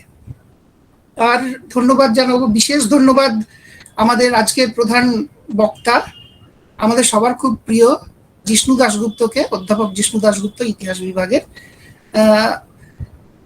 আমরা মাঝে মাঝে যখন কলেজ থেকে একসাথে আসতাম তখন আমরা মানে আমি ব্যক্তিগতভাবে ভীষণ সমৃদ্ধ হতাম জিষ্ণুর কথা শুনে, সে ইতিহাস হোক বা স্পোর্টস হোক, যাই হোক না কেন। তো আজকে সেই অনেকদিন তো আমাদের একসাথে যাওয়া হয়নি, কিন্তু আজকে সেই ফ্লেভারটা টু সাম এক্সটেন্ট পেলাম, তাই খুব ভালো লাগছে। তাকে অসংখ্য ধন্যবাদ তার এই মনোজ্ঞ এবং তথ্য সমৃদ্ধ বক্তব্যের জন্য। এবং আরো বিশেষ করে ধন্যবাদ সে তাকে যখন এরকম একটা মেসেজ করেছিল আমাদের রণাদি স্যার, জিষ্ণু কিন্তু নিজেই উদ্যোগী হয়ে সে কিন্তু বলেছিল যে আমি বলতে রাজি আছি। মানে এই যে ব্যাপারটা, স্বতঃস্ফূর্ততা, সেটা কিন্তু তার জন্য তাকে ধন্যবাদ। আর ধন্যবাদ জানাবো আমাদের অধ্যাপক রূপককে, আমাদের শিল্পী রূপককে, তার অসাধারণ পারফরমেন্সের জন্য, আমাদেরকে সময় দেওয়ার জন্য। আর ধন্যবাদ জানাবো আমাদের শতভিসাকে ছাত্রী। আর যেগুলো যে ভিডিও পারফরমেন্স গুলো হয়েছে সেগুলো তো খুব অসাধারণ হয়েছে, আর একটু ভালো এডিটিং হলে বোধহয় আরো ভালো হতো। যাই হোক, সেটা যতটা হয়েছে অবশ্যই প্রশংসার যোগ্য। আর উপস্থিত সমস্ত ছাত্রছাত্রী এবং শিক্ষক শিক্ষিকা যারা আজকে ছিলেন, তাদের ছাড়া তো এই অনুষ্ঠানটা সফল হতে পারতো না, তাদেরকে অসংখ্য ধন্যবাদ। মাধবদা এখানে আছেন, ডক্টর মাধবেন্দু মজুমদার, তারও চ্যাট বক্সে অসংখ্য SMS আসছে, এই খুব ইন্সপায়ারিং, কিন্তু আমাদের ছাত্রছাত্রীদেরকে ইন্সপায়ার করে। ধন্যবাদ জানাবো ভাস্কর স্যারকে, তিনি এই পুরো অনুষ্ঠানটা কিন্তু আমাদের পরশুদিন আমাদের অনুষ্ঠানটা কিন্তু তিনি চক আউট করে দিয়েছিলেন, তাকে অসংখ্য ধন্যবাদ। সঞ্জয় স্যারও আছেন, তাকে ধন্যবাদ। আর ধন্যবাদ জানাবো আমাদের, মানে যাকে ধন্যবাদ না জানালে অসম্পূর্ণ থেকে যায়, আমাদের প্রোগ্রাম অফিসার অনাদি স্যারকে। অনাদি স্যার না উদ্যোগী হলে পরে এই অনুষ্ঠানগুলো কিন্তু করা একবারেই সম্ভব হতো না। তাকে অসংখ্য ধন্যবাদ। আবার ধন্যবাদ জানাই সবাইকে। আমি অনুরোধ করছি ভাস্করকে অনুষ্ঠানটা শেষ করার জন্য। ধন্যবাদ। ধন্যবাদ স্যার। এখন আমরা তোমাকে ধন্যবাদ, ছাত্রছাত্রীদেরও অসংখ্য ধন্যবাদ, এতক্ষণ ধরে আছে, 9টা বেজে গেছে, তা ওরা আছে ধৈর্য ধরে এতক্ষণ, তার জন্য অনুষ্ঠানটা সফল হয়েছে। সবাইকে থ্যাংক ইউ। ধন্যবাদ স্যার। আমরা আর বেশি সময় নেব না, এখন আমরা আমাদের প্রোগ্রামের একদম শেষ মুহূর্তে এসে পৌঁছেছি। আর এই শেষ মুহূর্তটাকে স্মরণীয় করে রাখার জন্য, সমাপ্তি সঙ্গীত পরিবেশনা করার জন্য আমি বিশ্বজিৎ লাহিড়ী, দর্শন বিভাগের ফার্স্ট সেমিস্টারের ছাত্র, তাকে অনুরোধ করব।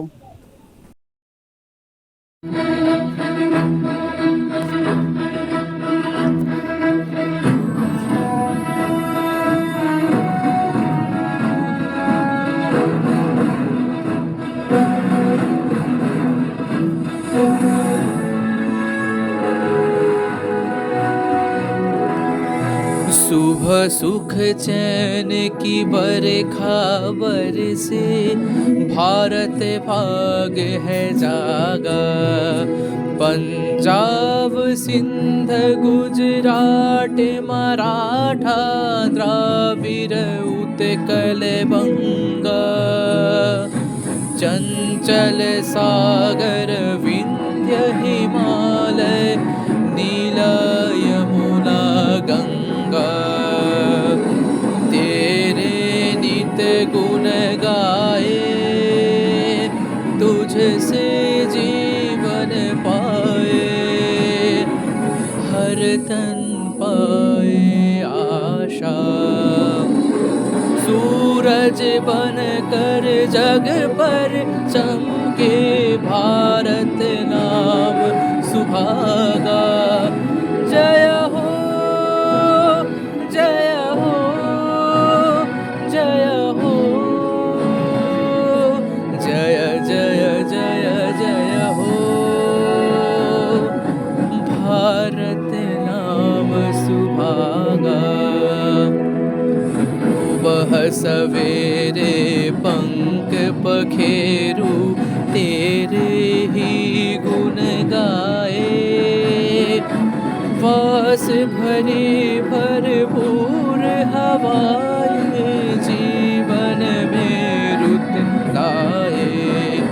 सब मिलकर हिंद पुकारे, जय आजाद हिंद के नारे। प्यारा देश हमारा, सूरज बन कर जग पर चमके। भारत नाम सुभागा। जय हो, जय हो, जय हो। जय जय जय जय हो। भारत नाम सुभागा।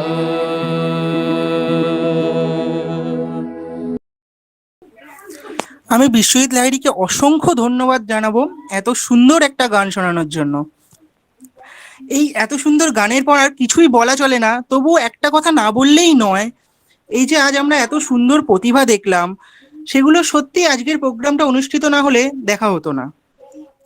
আর এরকমই অনেক সুপ্ত প্রতিভা অনেকের মধ্যেই রয়ে গেছে, আর সেই সুপ্ত প্রতিভাগুলোকেই খুঁজে আনার কাজ করছে আমাদের শ্রীরামপুর কলেজের এনএসএস, ফোকলোর অ্যাসোসিয়েশন, রামা সিনে and drama club, legal awareness club, DYD music club. আমি আশা রাখবো আমরা সবাই আবার একত্রিত হয়ে আরো এরকম অনেক প্রোগ্রাম করব। আর পিএস স্যার যে কথাটা বললেন যে জিষ্ণু স্যারের থেকে বাড়ি ফেরার পথে এরকম অনেক শুনতেন, আর আমরা তো সেটা শুনতে পেতাম না, আমরা আজকে শুনতে পেয়েছি। তো আমি আশা রাখবো জিষ্ণু স্যার আবার আমাদের প্রোগ্রামে আসবেন আর আমাদের অনেক কিছু নতুন নতুন তথ্য দেবেন। আমি ধন্যবাদ জানাই জিষ্ণু স্যারকে, আমি ধন্যবাদ জানাই পিএস স্যার, আমাদের বিদ্যুৎ স্যার, অনাদি স্যার, আরো যত স্যার আছেন সবাইকে। কথাতেই আছে যার শুরু হয় তার তো শেষ হতেই হয়, আর এভাবেই আজকের প্রোগ্রামটা শেষ হতেই হবে। নিজেদের না চাইতেও প্রোগ্রামটা শেষ করতে হবে, কারণ সময় অনেক হয়ে গেছে আর মোটামুটি সবার নেটও শেষ হয়ে এসছে। তাই এইভাবেই আজকের প্রোগ্রামটা এখানেই শেষ করা হচ্ছে।